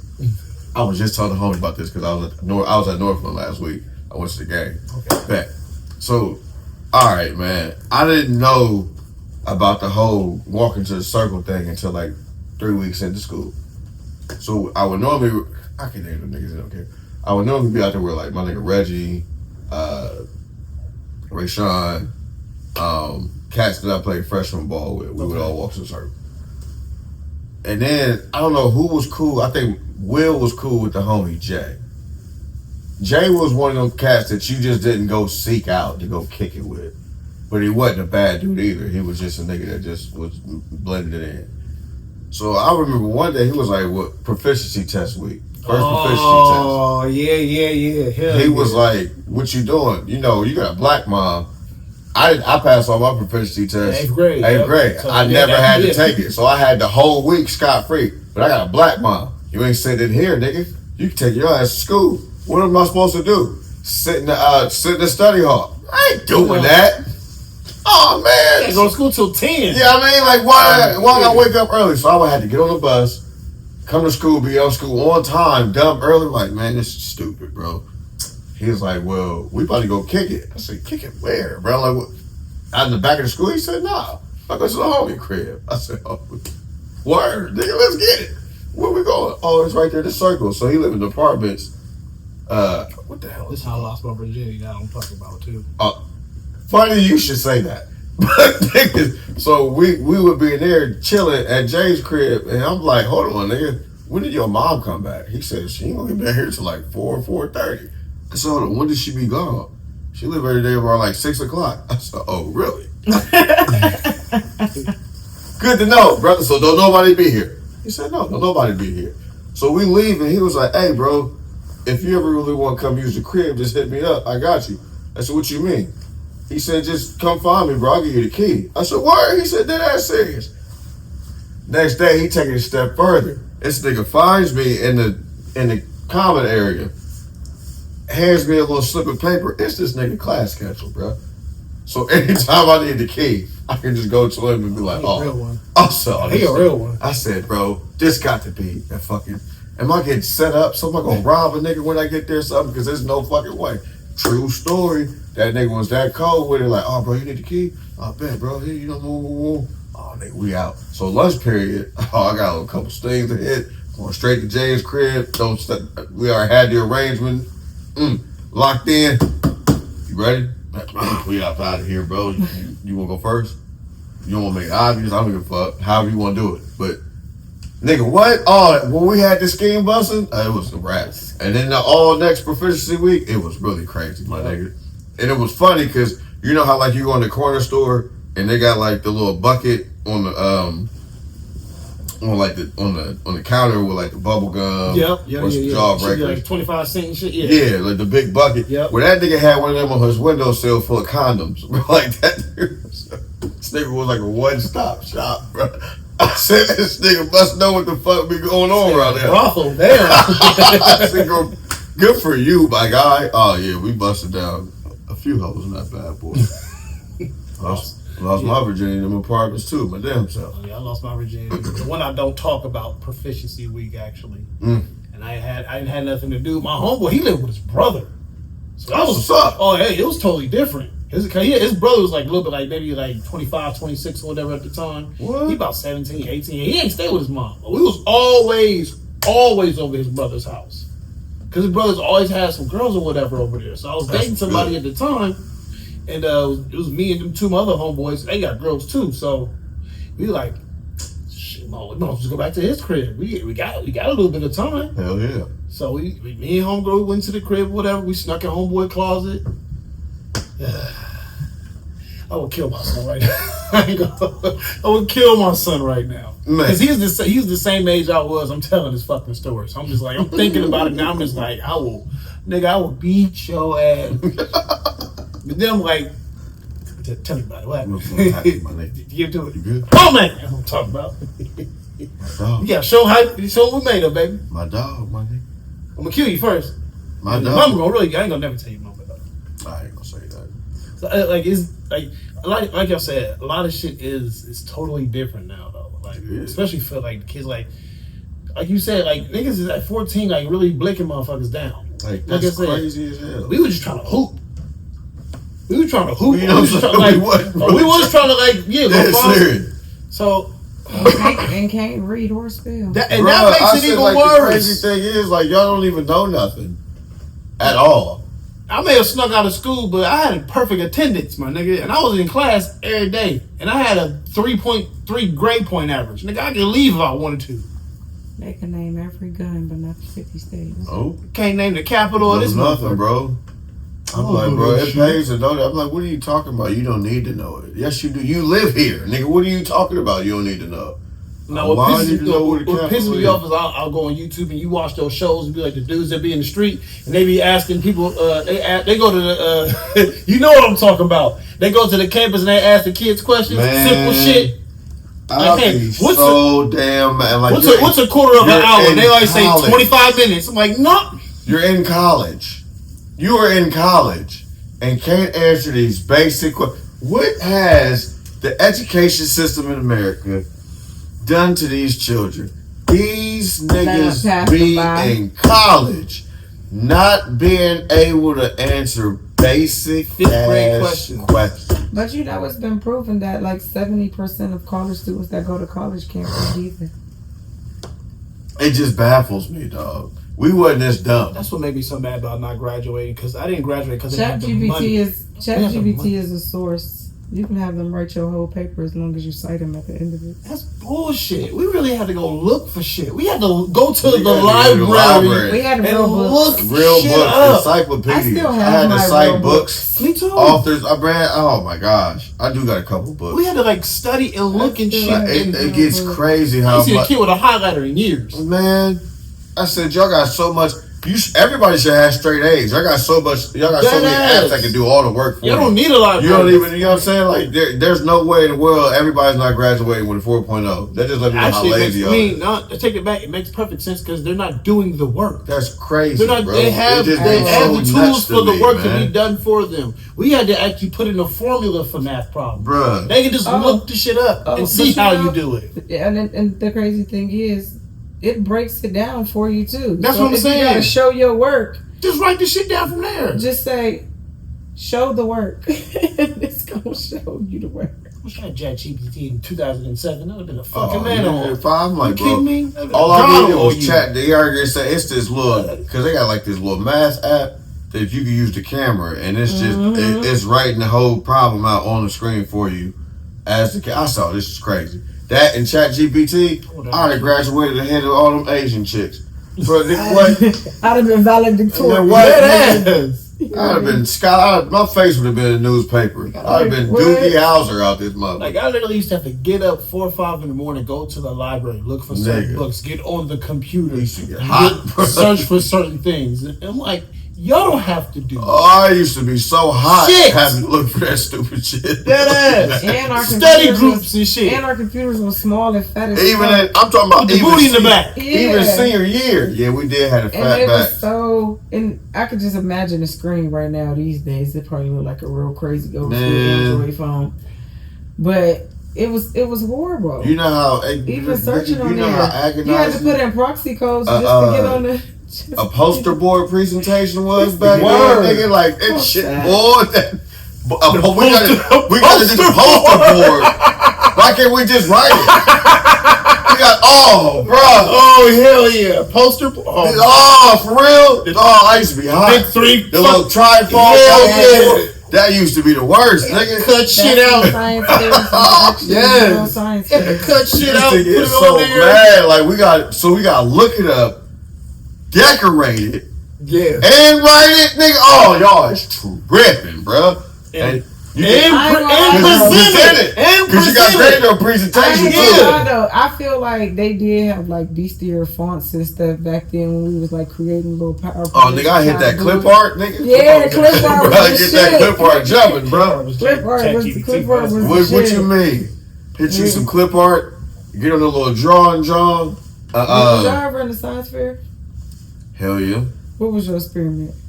Ice Cube. Oh my God, I was about to say the same thing. So was I. One was ice cubes and the other one was bananas. Like which rots quicker, bananas that are concealed or bananas that are put. I had to make a Rube Goldberg project. Damn. You know what that is? A Rube Goldberg project? No. Like you see it like on Tom and Jerry, like the ball or hit a ball hit the knife will fall off. Yeah. Oh, okay. I had to make some shit like that. That would have made me mad. Yeah. I'd have been frustrated. Yeah. But you gotta be an engineer. In physics class, I had to make a bridge out of fucking sticks. Yeah, that was fun. I like that. That was fun. That was fun as hell. But you don't see that shit no more. No. Well, shit, now they got 3D printers. I would never forget the science fair in 5th grade. Shorty, you would never guess the winning project out of all the projects that was there.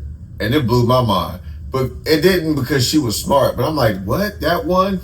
It was a volcano there, all that good shit. Nigga made the he made the go-kart out the balloon with the gas. Yeah. My homegirl Keisha did a science project. What dishwash makes the most bubbles? Dead serious. And she won that shit. I've been mad as a motherfucker. Cause she found out of Don, Ivory or something like that, and like another off-brand when Don Ajax or some shit. Don Dish Soap made the most suds, and she broke down why, and that's how she won. I'd never get this. I know that's kind of clever when you think about it. It is. I'd be mad as fuck in the moment. Bro, that's what I'm saying. If a nigga about was your mad bubbles. for real, You see this? I just glued this shit together to make a fucking volcano. Okay, there's Mentos and pop in here. I'm over here blowing shit up. Right. I done fucked my mama whole kitchen up, and you over here talking about some bubbles. Bitch doing dishes, cuz. She's taking a bath, bro. I done resurrected Mount St. Helens in this bitch. Right. She doing dishes, cuz. They knocked this shit over, cuz. Your mama mad at me because I done told her late. I got a project tomorrow. Bro. The fuck you mean tomorrow? Bro. Now we gotta go to Meyer. Yep. You gotta get all this shit together and stay up till 5. Oh, man. And you in here about some fucking bubbles. We did some nonsense. I don't even think they got book fairs no more. Let me do. Oh no, they do. They having book fairs? Mm-hmm. I ain't never heard of Books one. expensive as My hell. dumbass kids. Expensive as hell. Maybe it's just my dumbass kids don't want no book. My kids got book vending I used to machines love. in they school. You know how bad I want to give my son some money to go flex at the book fair? Oh, nigga, go take a 50. Ball out, little nigga. Get some books. Bro, I'll give it to my daughter. She will buy books in a hot minute. Bro, oh, She for loves sure. books. Jameson will buy some Love books. books. Jameson and Mackenzie will buy some books. Javion don't give a fuck. He don't care. Teenagers get on my damn nerve. Jameson and Mackenzie will definitely get some books. Because they be trying to read their little books with their own self. They at that point, you know, they be fucking with each other. That's why you don't know what 12 minus 3 is. Like, nigga, oh my God, bro. That's what y'all on? That's y'all's insults. Like that. That's my too. That's how I'm yelling open. Okay.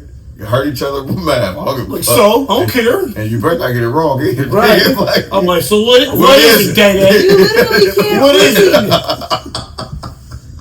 I'll be sitting there waiting like, well. says the motherfucker still talking into the speaker to she search might be their right. shit on YouTube. Right. You gotta turn on the voice chat to say, get Coco Melon. You can't spell that shit. You can't spell that shit with your little smart ass mouth. You can't spell that shit. Dad, how do you spell transform the pig to the pig? And I don't know. How do you spell? How do you spell it? Since you know so damn much, you always got something to say back. But yeah, I ain't gonna spell your shit. Bro, get on my nerves, bro. My kids is retarded. I don't think I can say that. You can't say that. I don't know what's wrong with my kids. Oh, shit. They smart. They like selectively smart. Yeah, bro. they're smart. Bro, it They're gets on my smart. nerves. Like my dad used to be like, "You so smart, you done." Yeah, like, cause like you know everything, but you really don't know nothing. Cause all right, so what is that? Count it right now. Y'all, what you in like the second grade? Yeah, they introduce you to change. How much is what's this? It's a penny. Okay. How much is it? 1. So what's these 2? It's a penny and a nickel. How much is it? 7. No, it ain't. No, it ain't. This is what I'm talking about. But you with a PlayStation. Stop playing with me, Right. bro. Like, My kid would have been like 2. I'd be like, Bro, "What do you mean it's 2?" He's like, "It's 2 coins, Like, bro, there's stuff like that to be making me feel. And I'm like, bro, I know I taught you better than that. So you can't say, well, what was you doing, Dad? No, I showed him what it was, and he didn't care. This is his problem, bro. He wanted to run outside and play with a bike that don't even the chain pop every 2 pedals. So you don't know what the hell it You is. know, bro.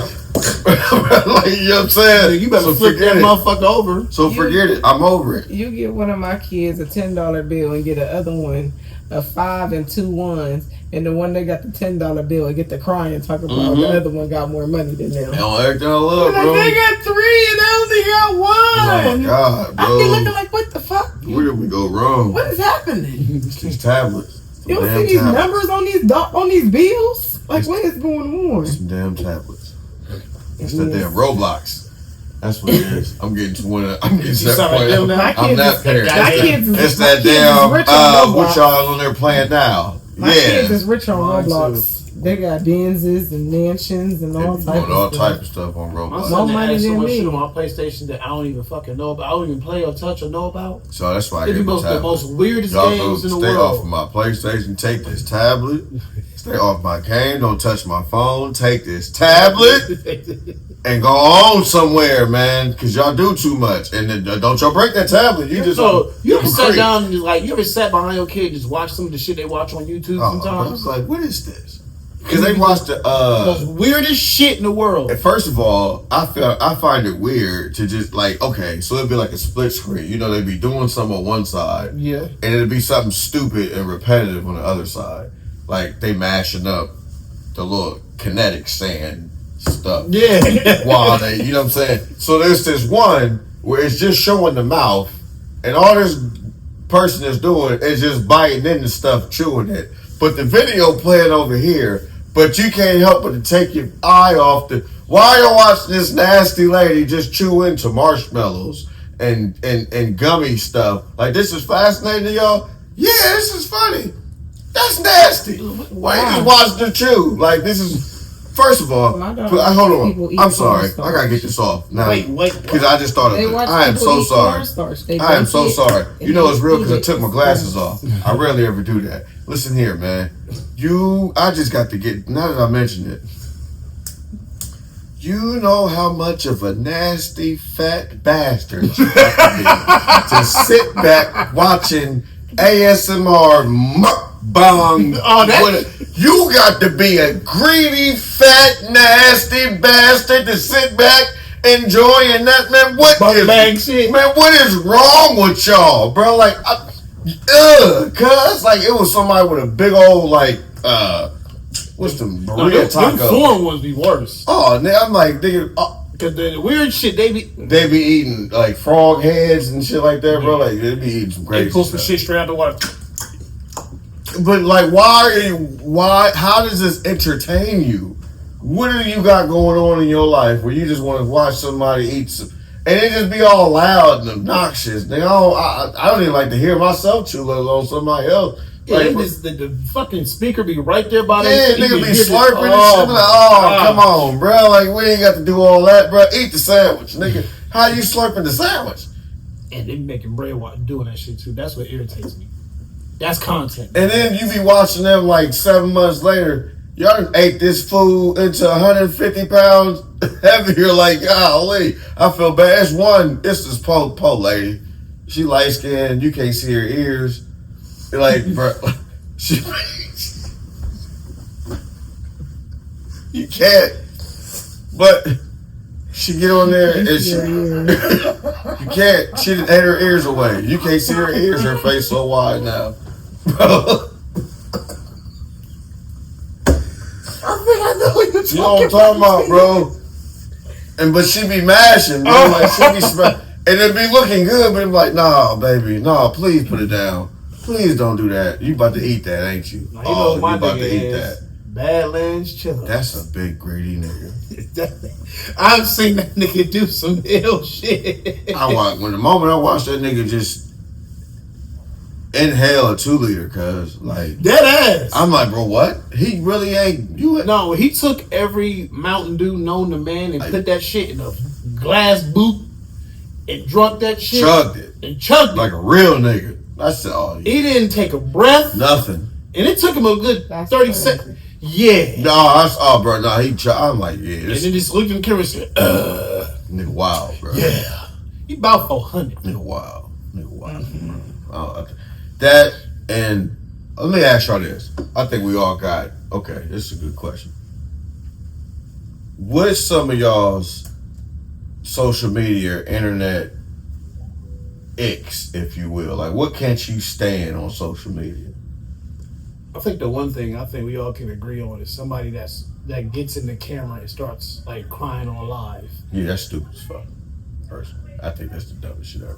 Like that is, you got to be a special kind of. Like, I think you should probably handle whatever you're handling off the phone. I can see if you start out normal and you end up crying. Yeah, I can kind of see I that. just don't like nothing stupid. Like, But just to know, like, you were already crying, and then you obviously started to film yourself. That's weird. That's the weird. one. Yeah. You already be like you. Yeah, that's strange. You look, because you're not sad. That's strange. I've had some videos I've recorded that I did get emotional during. And that's understandable. I wasn't like crying and was like, wait, let me pull my phone out. Okay, see, that's what makes it weird. Well, hold on, let me get this, let me capture this. Nah, nigga, you too late. Stop crying. Like, I'm not a big scroller. I hate anything AI. It's just stupid. It's getting out of hand. It's getting out of hand. I watched the man go from having 2 hands to 3, and it was just stupid. I don't know. No, you know what? I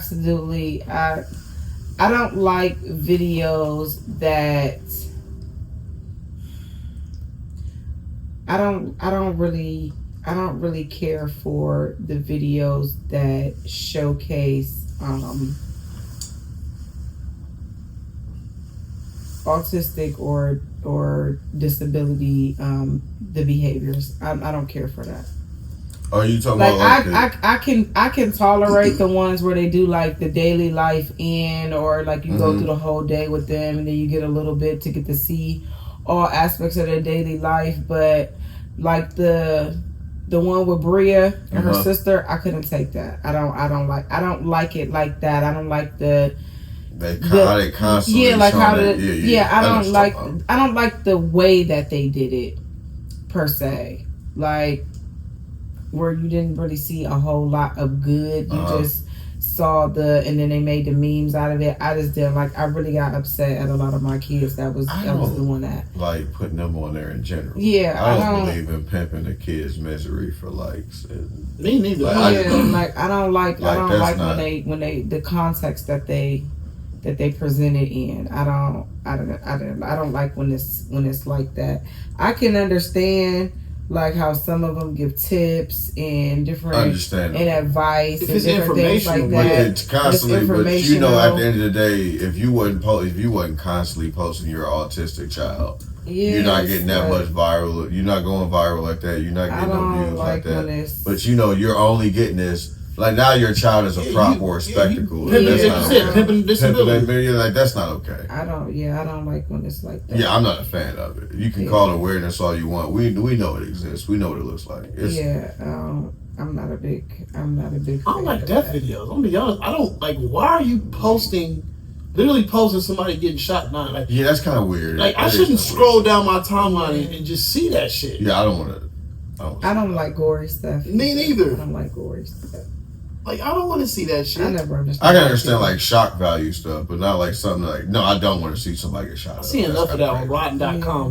You gotta think, you had to go look for that shit. Yeah, now it's just right there in your face. You scroll down a little bit. Another thing that creeps me out, I don't like when people take pictures of people in caskets. I can't do it. Yeah, why are you doing that? You can take a don't post it. If that's for you personally, if that's for you personally, I understand that. That's your mom or somebody you care about. Don't post that. That's crazy. You know what? I think I'm really starting to learn. I got a problem with these folks. Okay. Namely, these quote unquote food critics. They get real big on social media. First of all, who the hell certified you to be the authority on what's good and what's not? Like that's what really pisses me off. Because what you like, I absolutely might find horrendous. It just is what it is. Normal, real certifiable food critics have like a proven track record that Michelin 5-star world-renowned chefs actually, you know what I'm saying, adhere to or sign off on. Oh yeah, I'll allow that person to critique my food because they have such and such knowledge in this type of culinary aspect and such. But a nigga in his car, just in his car chilling, pull up to somebody's business, they got a following, and sit there and be like, oh, nah, this is too salty, and you bashing this one person's business, then sent them out of business now, because now you got folks saying, yeah, I ain't going there, I ain't doing this, I ain't doing that, all because you said so. Now I feel like that's fucked up. Like, that's just me personally. But that's because all publicity, any publicity is publicity, and like you said, you always got that one person that might think it's nasty, but then you got the people that want to try it just because he said it's nasty. Like, I want to try just. But there'd be a lot of people that sit back and just take their word for it. Because he said it's good. I really be going by whether or not the food look good. That's what I said. Do it look decent? I'll taste it if it look decent. But sometimes looks can be deceiving. True enough, because I done had some shit that look decent that tasted horrible. Right, I done had some great looking wings that was very flavorless. Yeah. Legit, I get it, but it's like, nah, who ordained you to be the authority on whether this person should get some business or not? Can I eat your chicken without the sauce? That's that type deal, you know what I mean? That and I'm starting to get real sick of this. If all your, I don't believe in having a whole bunch of shit to say about something I don't like. If I absolutely don't like it, you don't hear me talk about it, bad shit too much. Like, I just leave it alone. So if you somebody on the internet who really hate men or women that much, why are you constantly posting about it? If you hate men that much, why is all of your material man hating? That might be one of my biggest weird right to there. me. Because these center men, but men are the center of what you post every single day. These center of women ain't this, women ain't that. Be an alpha male. We don't need a woman, but you post about how a woman this and that. It's weird, brother. It gets to a point it's just strange. I think it's very odd. You might secretly be talking about what you're actually obsessed with. which is whatever it is that you swerving down you hate. I don't get it. Especially that, like you said, that's the center of all your content. Literally, it's 9 times out of 10, it's all of their content. They post nothing else. They didn't even post a picture they know themselves. It's going to be for somebody. It's going to be one girl out there that wake up hating a nigga, and they're going to go to that page and they're going to see exactly what it was that they were trying to say. Or it's going to be the rage bait that and they're going to send it to them. It's going to be the rage bait that they want, which rage bait is going to be because content. Just think about it. Like, if you ever didn't know what to post and you needed something, you could just type it right in, and it's going to be 1,000 different people that's going to pop up, all talking about that very topic, and then you're going to skim through, and you're going to be like, oh, that's exactly what the fuck I was talking about. And then you're going to share it. And then you're going to share it. Wow, bro. You're going to share it. I just think it's fucking... I mean, because, for example, just the other day, I was thinking about my client, and I was like, you know what? What are good toys to play with, are good sensory toys for older autistic kids 8 years and older? And I just got a load of shit. And then it was like at least 5 videos with a little boy that be doing the same little shit that he was doing. And I was like, oh yeah, he gonna like that. And I found like 5 different toys. I didn't really have to put in no effort. And it was like, if I was feeling like fuck my baby daddy, I would put in fuck my baby daddy on TikTok, and like 1,000 things would come up, and it'd have every feeling that I was feeling from somebody, and I'd just be like, just be wild. And sometimes you don't even gotta say it out loud, because you know our phones read our minds. You just gotta think it, and the next thing you know, you got 50 things on your phone about fuck your baby daddy. It's just horrible. It is. It's terrible. It's just horrible. Like, goodness gracious, the negative rhetoric has to die at some point, right? But it can't, because that's what sells. You learn about that in school. It's like negativity, sex, drama, all of you're always going to have those things. Even growing up, we had Jerry Springer. That nigga was making so much money off of fucking drama and was only paying people $100 to be on his show. They give us $100 in a t-shirt. $100 in a t-shirt. You got music, you got sex, you got drama, you got negativity. All of that shit is gonna sell, because it's just something that people feed off of. You low key wasn't sorry if you missed school. You see that Jerry. Yeah. You can put in love anything and a million things. You don't even gotta write nobody nothing no more. Just put in love on the internet, and it's gonna give you everything that you wanted to ever say to a person. You just take bits and pieces, and you wrote your girl whole letter, whole love letter. Back in the day, we had to actually think about that shit. Write the shit down. That's how I became. If anybody was using Chat GPT as a poet, I know people sick ass using Chat GPT to run their entire life. Sick. What do I say about this? How do I handle this relationship? How do I handle this person? Listen, I know some folks who do that. It's called therapy. What the fuck? I hate the fact that now everybody is talking about, you gotta ask me to be your boyfriend or ask me to be your girlfriend. Like, nigga, what's understood ain't got to be explained. Like, we should have ever stopped. Like, why? At what point did we ever stop? Like, do you want to go out with me? Yes or no? That's why shit is so fucked up, because we don't ask no more. I think people we don't ask like, hey, do you agreements. Actually like me? Do you actually want me to be your girlfriend? We just let shit play out. Yeah, because and then it be fucked up in the end. And we be like, damn, you never really liked me this whole time. And he's like, you right, I didn't.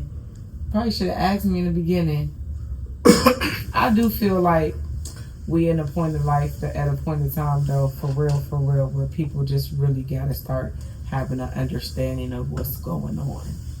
And you might really need to ask that person, do you want to be my girlfriend? I mean, shit, you ask her if you want to be your wife. Maybe you should ask her if she want to be your girlfriend first. A lot of people see it like you single until you married, no matter what title you lay on it. Pretty much. At least that's the way folks run around. And that's why you gotta ask somebody to be your girlfriend, because if not, you be out here moving like you single till you married. You know what? That's true. Shit, you even gotta get married. It's a tug of war. You just gotta say you married. It's a delicate tug of war. If I say we married, we married. All we gotta do is agree that we married, and we married. It's a I don't know power piece of struggle paper. of sorts. You none of that. Like, You could just write a contract put it on and get it notarized at the bank. on a silly note, I guess. What's y'all's we can end on? Everybody got one. What's y'all's favorite internet video? Old or new? Like, what's y'all's favorite favorite video on the internet of all time? I got a few. I know what my number one is, flat out. But I'm curious to know everybody. If everybody, I feel like I know at least one of yours. I know. I feel like I know which one yours could be. It's one or two videos. And I can think of it, but I can't think of it. But it's a video where somebody is rapping, and I can't think of the song. Damn, I can't think of it. But every time it circle back around, I gotta share it. And I feel like that's what it say when they post it. Every time this video circle back around, I gotta share You it. said it's a video of somebody rapping? Yeah. Is he like freestyling, rapping to himself? I think he rapping a song. That's what I'm saying. Like, is it just one person? Yes. I'm like to see if it's on YouTube. Damn. I know for the longest it was that Reverend X shit. You remember Reverend X. Reverend X. With the Yes. the light Bitch, I'm flowing straight from the Survivor Scroll. Yeah. He still be going on. He still be going off. For a good few years, it was that one. Then at one point, it was a dude that was commentating on when Miguel was at the Grammys. And that nigga jumped over the crowd and he leg dropped Shorty. He sure did, bro. And he kept rewinding. It was on World Star. I played that shit. And the one, it was one of the ones we remember. When the dude was arguing with the girl in front of the store and he had the dog. Oh, nigga. You don't give a fuck about the Masons. 1911, 100 years ago, motherfucking shit. Now can you buy that?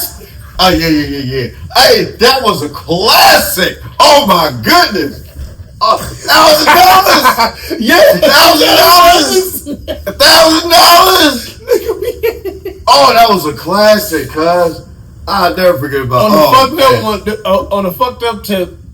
I want to say it was 2011, and I remember we was at OU. We went to OU for the weekend, and this is when the Eddie Long scandal came out. Do the long. You are ordained. Do the long. And we literally went out that whole night. Sure was. Could not help it. It was a messed up situation.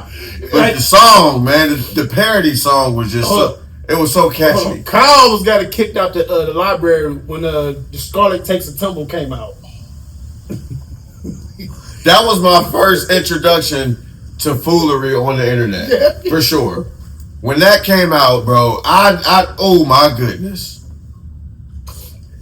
So like, it's so many that I remember. I can't pick one in particular. Then of course, you need to get the fuck out my business, nigga. Oh yeah, that's gonna forever be up there. I know mine for sure. Was it when dude got pulled over? It's Mr. Turner. It is always gonna be. If I ever want a good, healthy chuckle, I'm talking about from the diaphragm, nigga.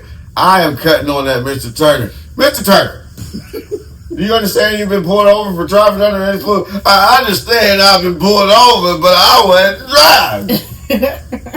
That motherfucker jumped. You saw a bitch. I was driving, and she jumped on me, and I told her to get off me.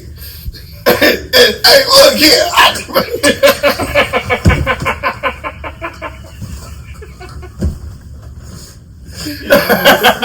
Do you authorize a submission to a breath test? What motherfucking breath test? I wasn't driving. Huh? Yeah.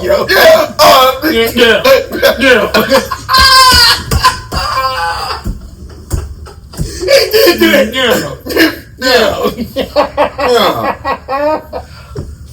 Huh? That's stinky. Is you drunk? Oh, bro, that's the funniest. Hey, man, listen here, front to back. That is the funniest video on the internet. I literally I'm dead serious. I know people always say it. The first time I seen it, I swear I almost passed out laughing, bro. I could not stop laughing. Nigga, I almost lost consciousness for real. I could not stop laughing, bro. I was weak, nigga. What motherfucking breast chest? Hell no! You explained it to my lawyer. My license already suspended. I'm already under suspension. You probably trying to get him some pussy or something. Man, you know what? Put the handcuffs on me and take me to jail. I'm tired of y'all fucking with me. Fuck the goddamn shit. I'm tired. Oh, don't touch me. That concludes the video. Hey, bro, it's never going to get funnier than that, bro. And today, I just saw that shit the other day.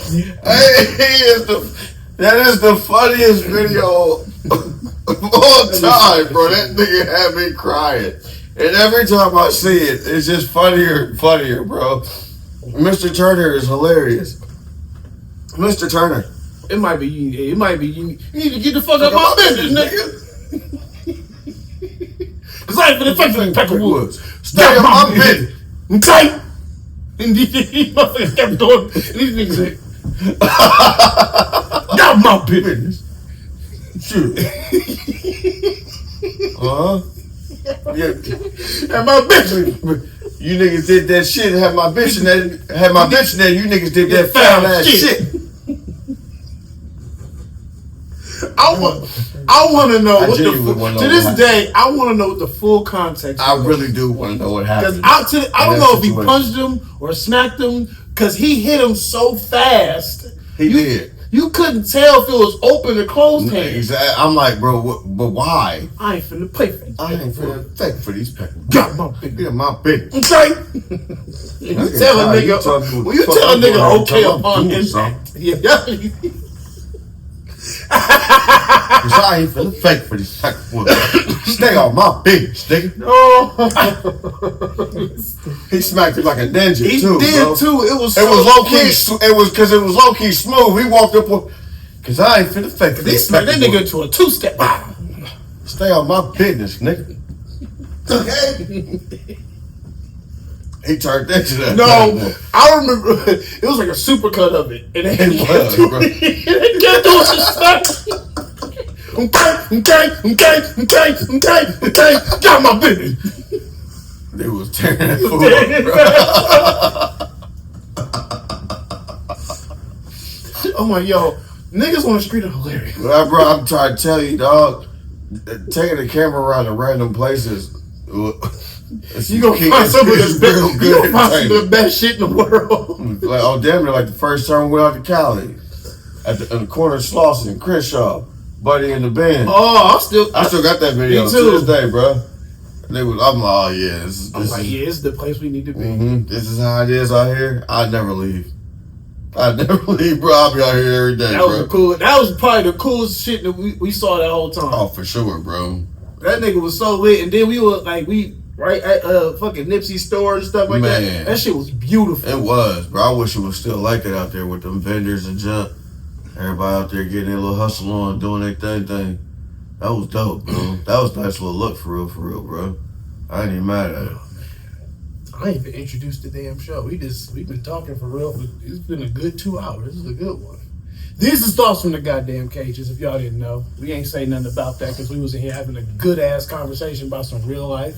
Our brother in Christ, Will, is at home right now, or Trip. Sorry, brother. Yeah, a little under the weather. Hope you feel better. So we got our good sister, Queen, coming and filling in, doing an amazing job as usual. Had some real good ass, real serious conversation tonight. Thank you for coming. You know what I'm saying? She ain't really a guest anymore at this point, I guess. This is what show number 3 you've been on. So, I mean, hell, you damn near a cast member, for real. But we up out of here. We really hope you guys enjoyed the show. This was a good one. Hope y'all watch this one. Like, comment, subscribe, all that. We gonna share this shit. Y'all gonna watch this shit and understand. We funny at times, but it's like I said, a lot of times we gonna have some real serious, good conversations because we really about life and experiences. Because we just like y'all, we experiencing this shit as well. So, feel me? We out of here though.